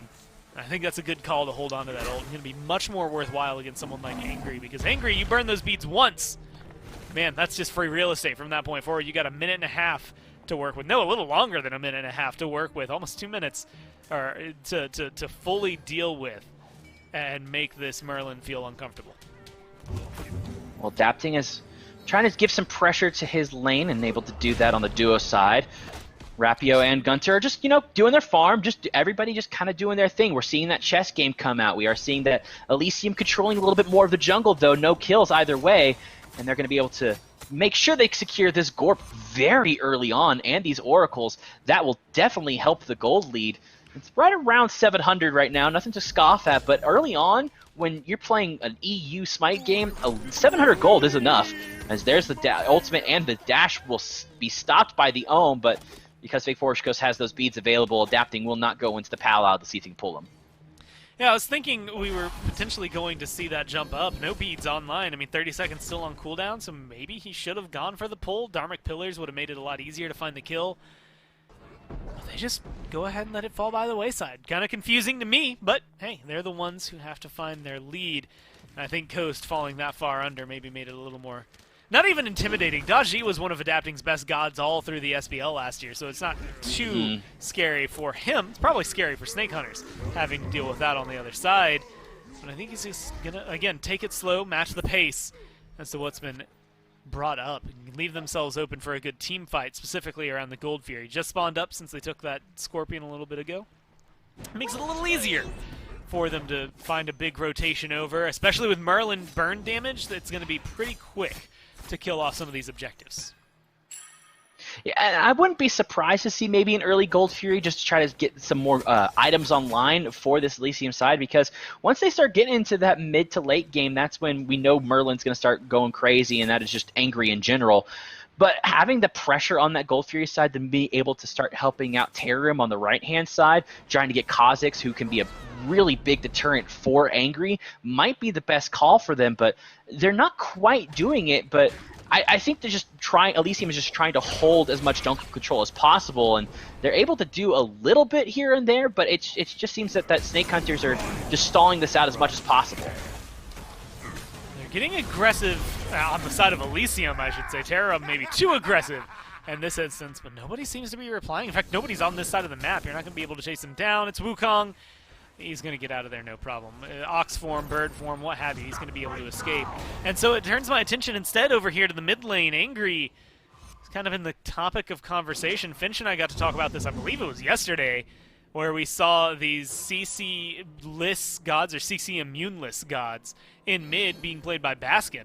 And we were giving him a lot of trouble, specifically because on the other side, they weren't knocking him down too often. They weren't making sure to put him into discomfort.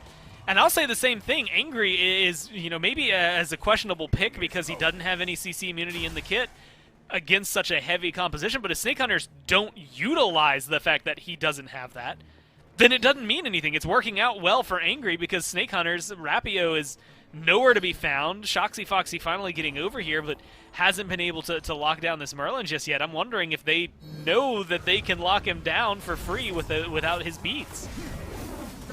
Well, the Gold Fury early is starting up. The Ganesha ultimate going to go ahead and get started. Shoxy Foxy going to try to steal it, but will not be able to because of how much secure Elysium have. So a 9-minute Gold Fury will fall in favor of Elysium, and that's what we were talking about, Gore, just being able to shred a Gold Fury that early.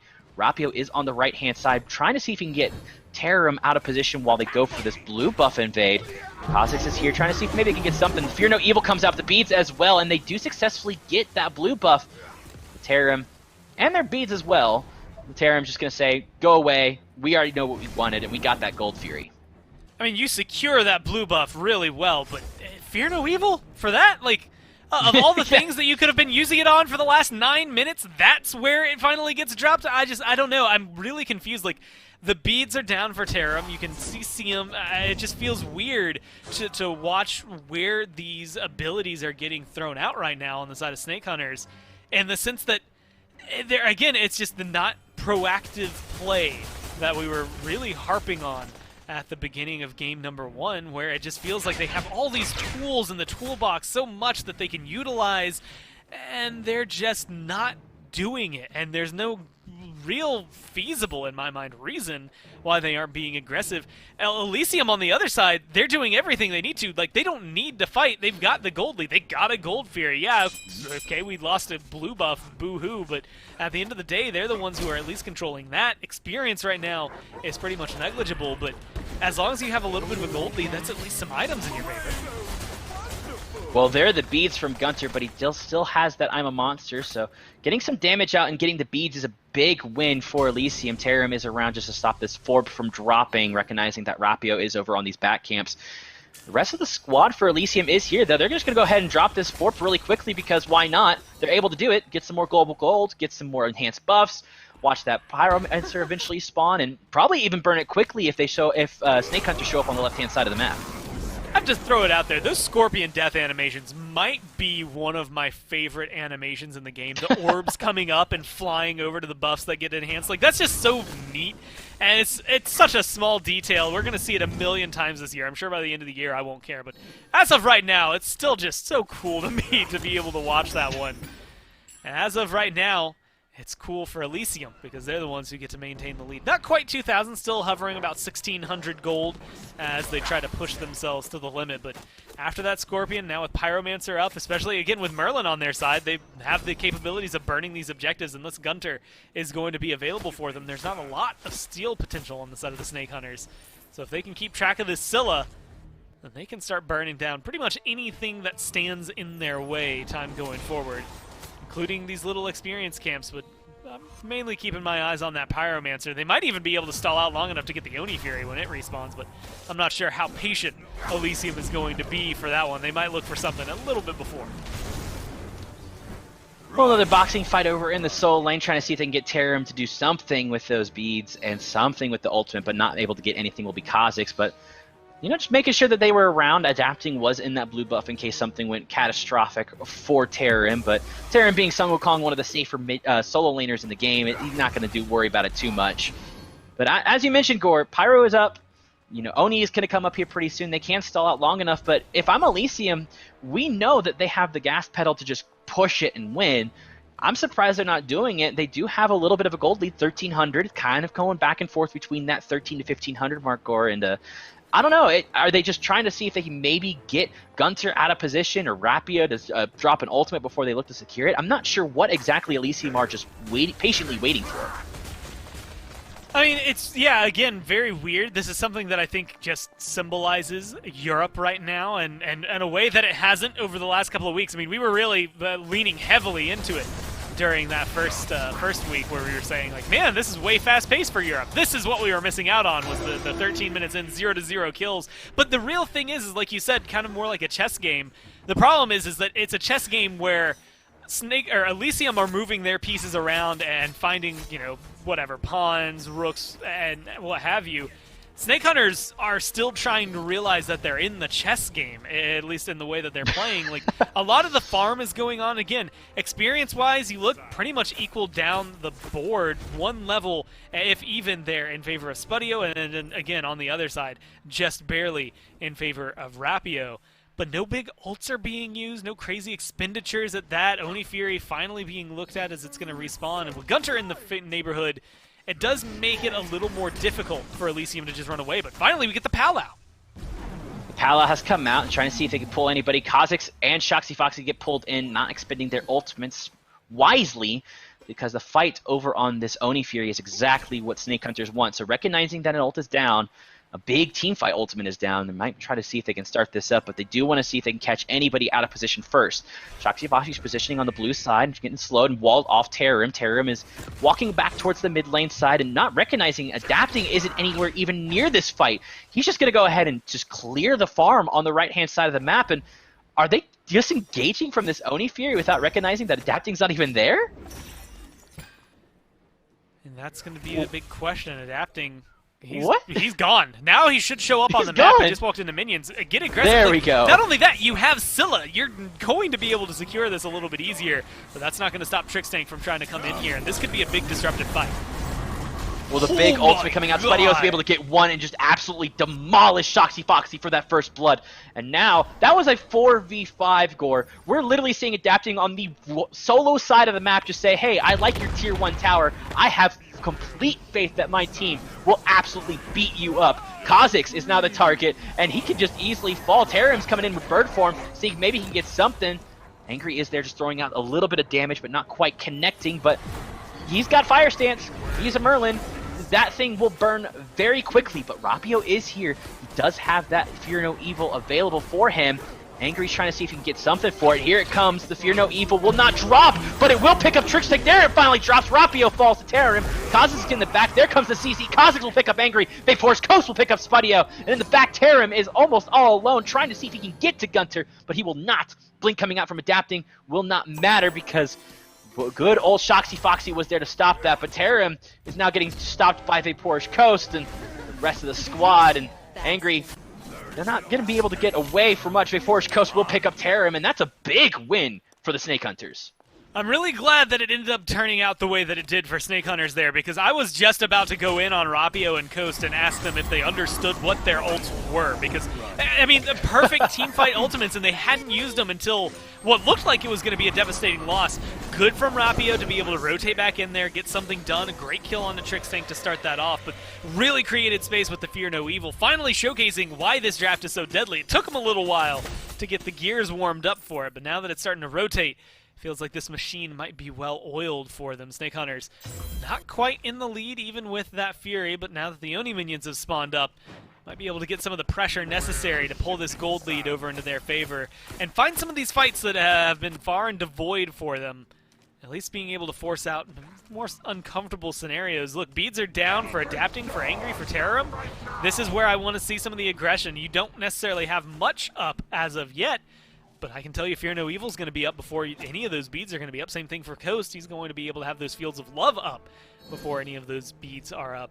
And that's where I want to see him get aggressive. Use these timers to your advantage. That's what you need to do and what you have to do with this kind of composition. Otherwise, Elysium are still going to continue coasting and farming the same way that they have been up to this point. Yeah, and it seems that, Snake Hunters, they are on the front foot now. Even though they did lose a tower, they were able to get that Oni Fury, a big win for them. They're going to be able to get pressure. Forest Coast picking up 2 kills for himself as well. Now he's got that Wind Demon online. He's got up in levels. Everything seems to be rolling in the right favor for Snake Hunters. And now that they're roaming as a 4, almost a 5-man squad, it's really helpful. But we have to point out that Trix tank on this Ganesh can be very annoying. He was able to ohm Rapio outside of that Fear No Evil just long enough to make sure that he's able to get it, but once it was able to come off, as you mentioned, it was just a massive teamfight ultimate, and it was able to expend a lot for the side of Elysium, and now Elysium is playing on the back foot as this Pyromancer is about to spawn, and I think they're going to try to go for it, but there are some ward vision for Elysium, but this should go in the way of Snake Hunters pretty easily, just the way things are positioned. I mean, this comes down to the old classic, right? The burn from Angry is better, but the secure from Snake Hunters is stronger. So they're going to be able to win that, but it's the fight afterwards. Shoxy Foxy's going deep. Shoxy Foxy's going deep. Trix tank is the target. He's going to go ahead and try to get away. Adapting is up in the parallel. He's able to get 1 at least. Shoxy Foxy's pulled. The shell comes out. Spudio picks up Shoxy Foxy. That's going to be a double kill for Spudio. In the back, though, Angry is trying to egg us. He's trying to stay away from Rapio. Rapio will pick him up. That's going to be that. But look at this. Rapio will fall to Adapting with low health. That is a 5 for 5 is the scorecard. That's a 3 for 1 trade in favor of Elysium. Pyromancer did fall in favor of Snake Hunters, but overall the gold lead falls in favor of Elysium. That's going to be a big win for the boys in blue, and now we're starting to see the boxing match come out finally, Gore. They're just low enough. I was wondering if that's one of those times that maybe a little sneaky Fire Giant could go your way, but doesn't seem like they have the capabilities to. It was just too low. Tarim, Spudio, and Adapting were all below half health. I think Trix tank was just around half or 60%, so not a lot of health bars to work through a Fire Giant. Plus, they wouldn't have Angry for that burn. Just not worth it at the end of the day. But it does leave Gunter alive throughout that fight. 0-0-0 for the Scylla right now. But that ult, we saw what it could do in the middle of last game. I'm kind of intimidated a little bit what Gunter has the capabilities of throughout this. But it's not even just looking at those capabilities as of right now, like the blanket statement, carte blanche that is Scylla's damage, but it's the secure that I think I'm most worried about, which is the most deadly thing Snake Hunters have. You could start up and burn down a Fire Giant if you're Elysium, but if Gunter's around and has that ult, even if he just has Crush, well, there you go. That's a stolen Fire Giant for you, right? So those are the things I think Elysium are having to play against. Their beads are up, so a good team fight is going to be more in their favor as of right now. Most of the beads down on the side. In fact, all beads down on the side of Snake Hunters, making it a little easier for Elysium to at least get Adapting in there. So maybe this is the time for me to start calling Adapting. Get proactive. Use this pal out. Find some fights. Force at least Snake Hunters to enter an awkward scenario so that you can continue this pressure. Pressure is exactly what Elysium need. They want to get that Fire Giant at some point. They are pinging the mid-tier 1 tower as possibly their next target for them, and that seems to be a good call. They've got pressure in the duo and solo side, so getting a little bit more pressure in the mid will definitely help their cause to get that fire a little bit easier. But you're absolutely right. We've seen flashes from Gunter with just the massive amounts of ultimate, the big crushes that he's been able to hit in the last game with this Scylla pick, and now that he's got that back, they're playing a little bit hesitant around these objectives, and Primal Fury is spawning here very soon. They could look for that to try to get a little bit more damage onto this Fire Giant, but with how much pressure they have, unless they see Snake Hunter start disengaging completely like they are right now, I'm not 100% sure you want to do anything until Gunter is just out of the fight. Well, as of right now, like the damage numbers, not necessarily there for the Scylla. 3,000, just a little behind Adapting. Adapting's been kind of slow rolling in these fights, going into the back line pretty deep, but he's been getting the job done, and that's all that matters. 1-0-2 over there, but Scylla triple goose eggs for that slash line, so maybe a little less intimidating than what you would think just from performance, but based on what we saw last game, I'm there with you, right? Where it's just too scary to know.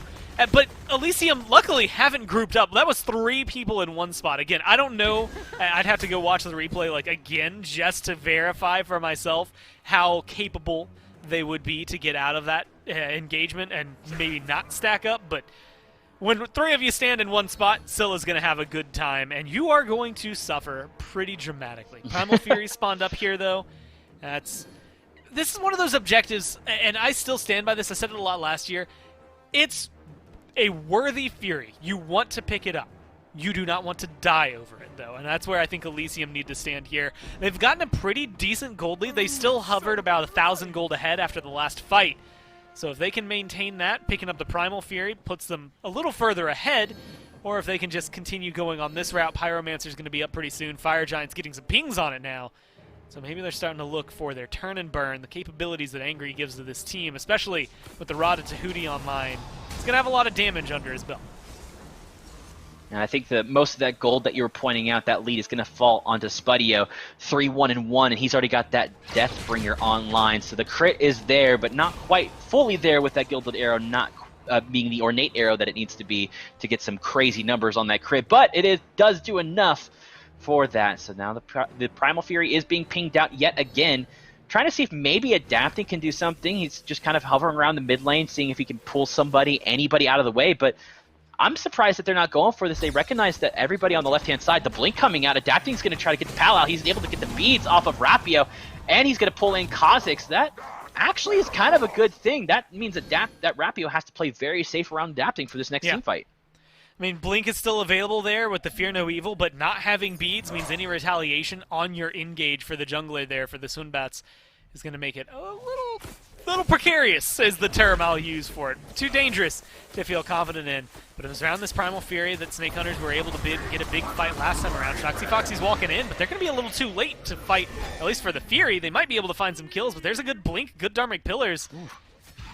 Fuzzy, I was so ready to drop for you and give you everything, but nothing ends up happening. I mean, just good for, I want to say Elysium there. They get the objective, they get out, but it looks like a Pyromancer might be the call here for Snake Hunters. That is the point of contention. Are Elysium going to just let them have it?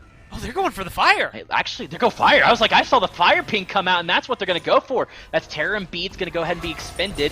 Antseal as well. That fire is really close. There comes the Field of Love. I think they're going to get it. Snake Hunters are able to get it, but will it matter? Terram is up in the cloud. He's going to try to see if he can go on to Vapor's Coast. Rapio will drop the ultimate. Terram is now the target. Gunter will fall. Thinks the Terram, or Gunter will actually pick up Terram because of that damage.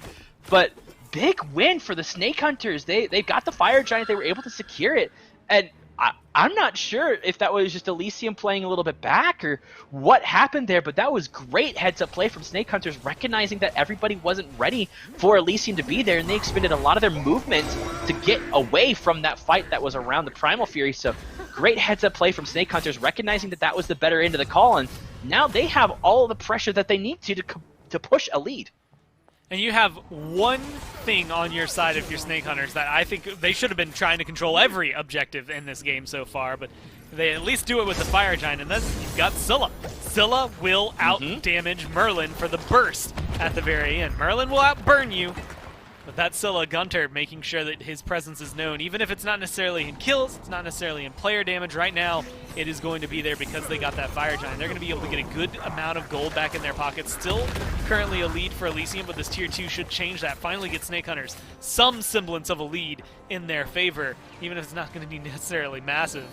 it's just going to be bouncing back and forth between. In fact, they actually still end up about 100 gold behind. Not a lot, but still something worth saying for Elysium and their abilities to fight back. I like Snake Hunter's play there, but I need to see them do it again, right? Have control. Get 2 more of these towers and a Phoenix. Showcase what you can do with this, similar to game number 2, and kind of solidify yourselves a lead for Snake Hunters to really make sure that you can kind of get the dominoes rolling for a win, as opposed to right now, which is just an exposed Phoenix.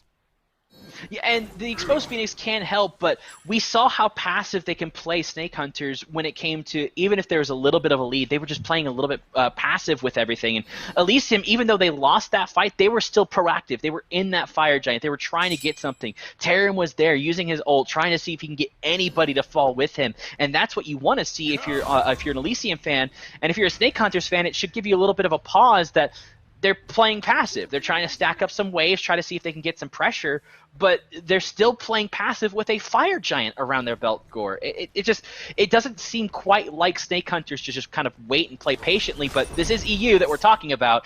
But when Elysium have any semblance of life, that much of life is exactly what they need to win games.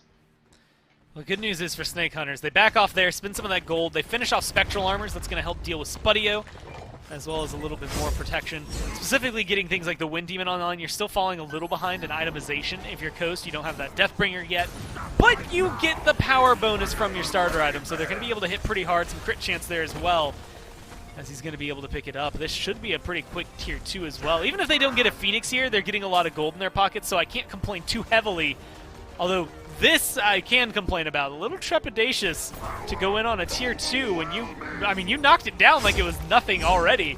Just go in, get the last couple of hits. There's not much that Elysium can do to defend that one. I think they did a really successful defense. They were just stalling the Fire Giant out. Now here pretty soon, that Fire Giant's going to fall off their belts, and they can look for an engage. All relics are available for both teams, so that might be what they're looking for as now the wave, as they're waiting for that patient wave to come in. Adapting is in the mid lane trying to see if he can get somebody. The pings are coming out, and the Fire Giant will be falling off in about 15 seconds. So they're just going to go ahead and disengage. They know the Primal Fury is coming back up, and that would be a second one, but not for the Snake Hunters. It would be their first one.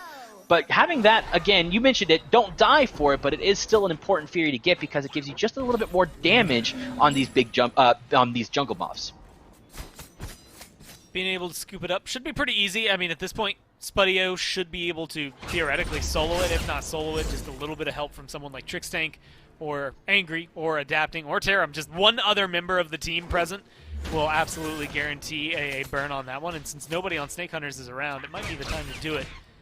That was the awkward fight. The timing on it is just before Fire Giant, and so you have to be careful. This is actually a better play.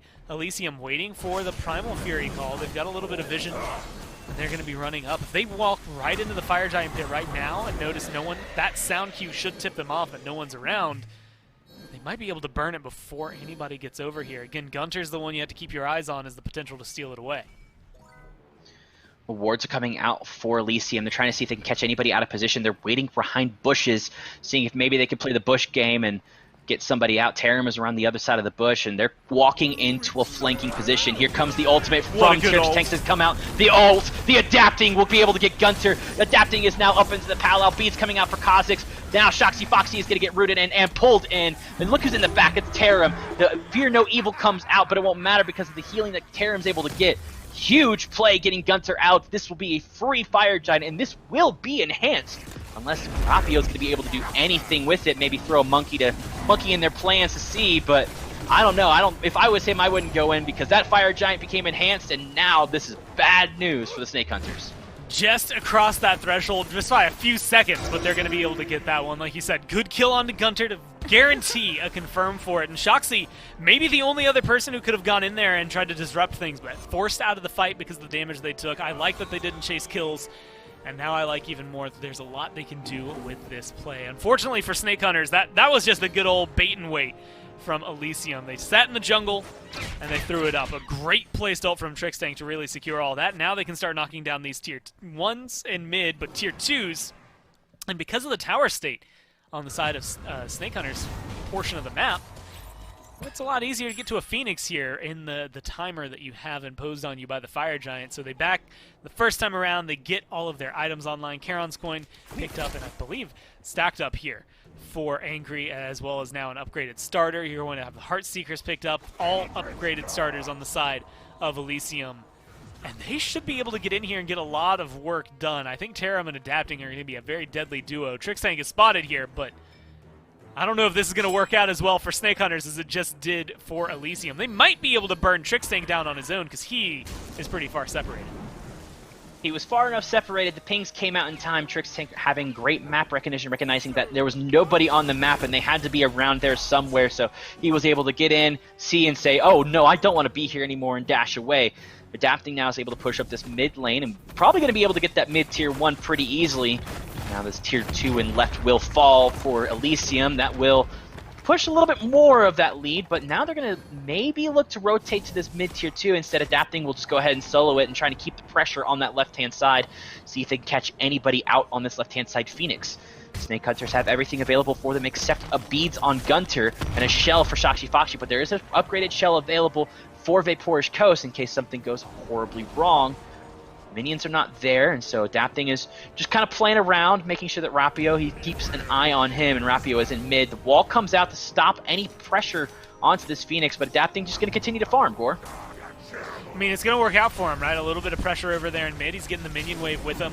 It's going to be difficult for Snake Hunters to really alleviate the pressure here on left. Gunter just took a ton of damage, and that was just one shot from Angry, let alone sustained damage. This is going to be a good fight for Elysium.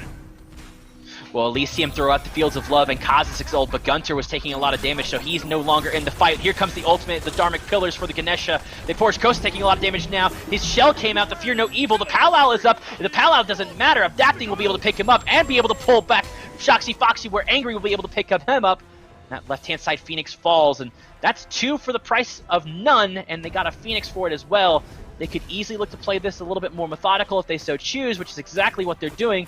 Trying to make sure they get this mid Phoenix down as well. They still have that Fire Giant buff around them for a little bit while longer. I'm surprised they're not going to look for the end, Gore, because that's 2 damage dealers. Well, 1 damage dealer, 1 tank, that helps, but Kha'Zix's ult is pretty much going to be up here pretty soon, and Gunter's ultimate is available for them, so it could be set up for disaster if they play this too wrong. Oh, they've got 25 seconds left before Coast and Foxy are back, so they're still in a 3v5. Now they've got the minion wave with them. Crush is going to take care of that pretty easily, but they should be able to use that as the go button. Well, Kha'Zix just got absolutely demolished, and it doesn't matter because the Titan gets demolished. Elysium pick it up 2-1 against the Snake Hunters. And Gore, I mean, it was just methodical play from Elysium. Yeah. Even though it looked like that Snake Hunters had the advantage most of that game, Elysium said, no, they're still playing our game. We still have them in our trap. When that first Fire Giant doesn't get a Phoenix and really force Elysium to make some decisions about whether or not they can put pressure on the Fire Giant or the Fury Pit, that really opens up the door for Elysium to do exactly what they did. Forgo a Primal Fury. We were talking about it. It's a good Fury to pick up, but if you can forego it, absolutely you can pass it off, let them pick it up, they scoop it up, and then they just laid a trap in the jungle. That was the pivotal moment. Elysium just won from there on forward, and it was well played from them to recognize a moment like that. They got rid of the wards, and they just set up perfectly. Well, the setup was perfect throughout 3 games. We did see one little stumble for Elysium, but they were able to pick up the win overall. Stick around. The desk will be back in just a few minutes.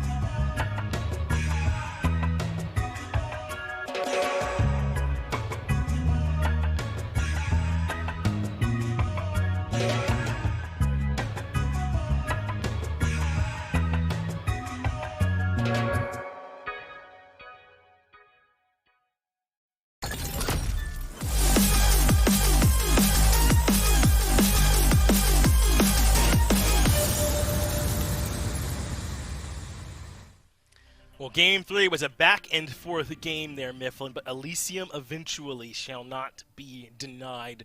They find a way to brute force their way in and close this set out. And like I'm saying, this one was not easy. There's some times where it looked like it was Snake Hunters who were in charge for a little bit, then back over towards Elysium. This one was up and down. What'd you see as kind of that tiebreaker that eventually got things in Elysium's favor? It felt like Adapting was just able to output a little bit more CC in those late-game team fights. Potentially, they were just a little bit more coordinated once they did start grouping up as 5 around these neutral objectives. Oni Furies, Fire Giants, the majority of those fights really did go the way of Elysium inside of that neutral state. And I think it's because very often the Snake Hunter's identity of, all right, we need to stagger our CC, make sure the beads are burned, then we can go back in, and then go for the kill then. It didn't really pan out that way. Very often we'd see Fear No Evil dropped at the exact same time as Chalk's ultimate, or even potentially a Ymir freeze coming through inside of a Cupid ult, and then they just get all the value from one beads. It just felt like the Snake Hunters hadn't quite communicated their CC properly. Yeah, and that little trap that Elysium laid there was pretty critical for him. A good game for Spudio and Adapting, who you already covered in this one. Think Trick Stink. Pretty impactful on the Ganesh this time around as well, but I think I'm with you, man. A little bit too synced up on the CC when I think maybe he's desynced, or at least be synced up in the fact that you're spacing them out. How does Angry get to go 20,000 damage on this Merlin largely crazy, perturbed, right? In a matchup like this when there should have been a bit of a premium on that CC immunity. Our main sort of concern in that one did not quite materialize, and instead Elysium come out of it looking comfortable and able to continually improve here throughout this season. So we'll be taking a look here in a little bit at where they ended up as a result of how all these games ended up going, Myth. But I think that you kind of got to give credit to Elysium. Even when Snake Hunters give them a good game, they do not slow down. I mean, giving credit to Elysium has become the norm, hasn't it, Finch? I mean, how often are you going to watch a game that Adapting and Trick Stank and Angry and all these guys on that squad are in and not have to give them props? Well, don't worry anymore, man. Look at the charts. They're at the top. It's them. It's Pandemonium. 3-1 is good enough for the top of the EU SCC, then 2-2 for Kind Department and Snake Hunters after that loss, alongside Clay Soldiers, and then Just F6, still the only team struggling to find that very first win. But always still time for Just F6 to start turning things around. So if you are a fan of the Just F6 crew, I wouldn't jump ship just yet. Give these guys a chance to align everything and start turning this season around. Meanwhile, if you're a Pandemonium Elysium fan, life's kind of good right now, huh? Eating well as this team continues to just look better each time that we see them. If the EU SCC and the NA SCC, I think you can't afford to even miss a week, or you'll kind of miss how drastically these standings can shake up.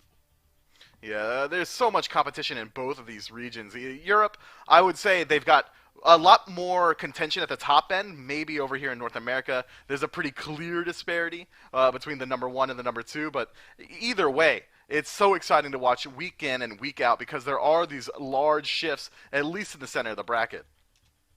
Yes, there are. In both of these regions, there's still a lot that is up for grabs, but though the Sturdy Artisans we're going to be seeing and playing the Fishies, that is tomorrow at 11, right before the SPL starts up at 1, is a pretty big match. They're one of the undefeated teams right now for NA, so I want to see if they can keep that record going, or if Fishies can find a way to turn things around and maybe even get that win and slow down that undefeated streak that they are currently on, being the Sturdy Artisans. It's going to be SPL coming up next year, Myth. It should be a good set. Listen, SPL has yet failed to disappoint. We've got some big upsets. Kings have looked better than anyone thought they have. The Warriors and the Titans have looked worse than I think everyone would have thought they had. SPL is also must-see TV, I'd argue.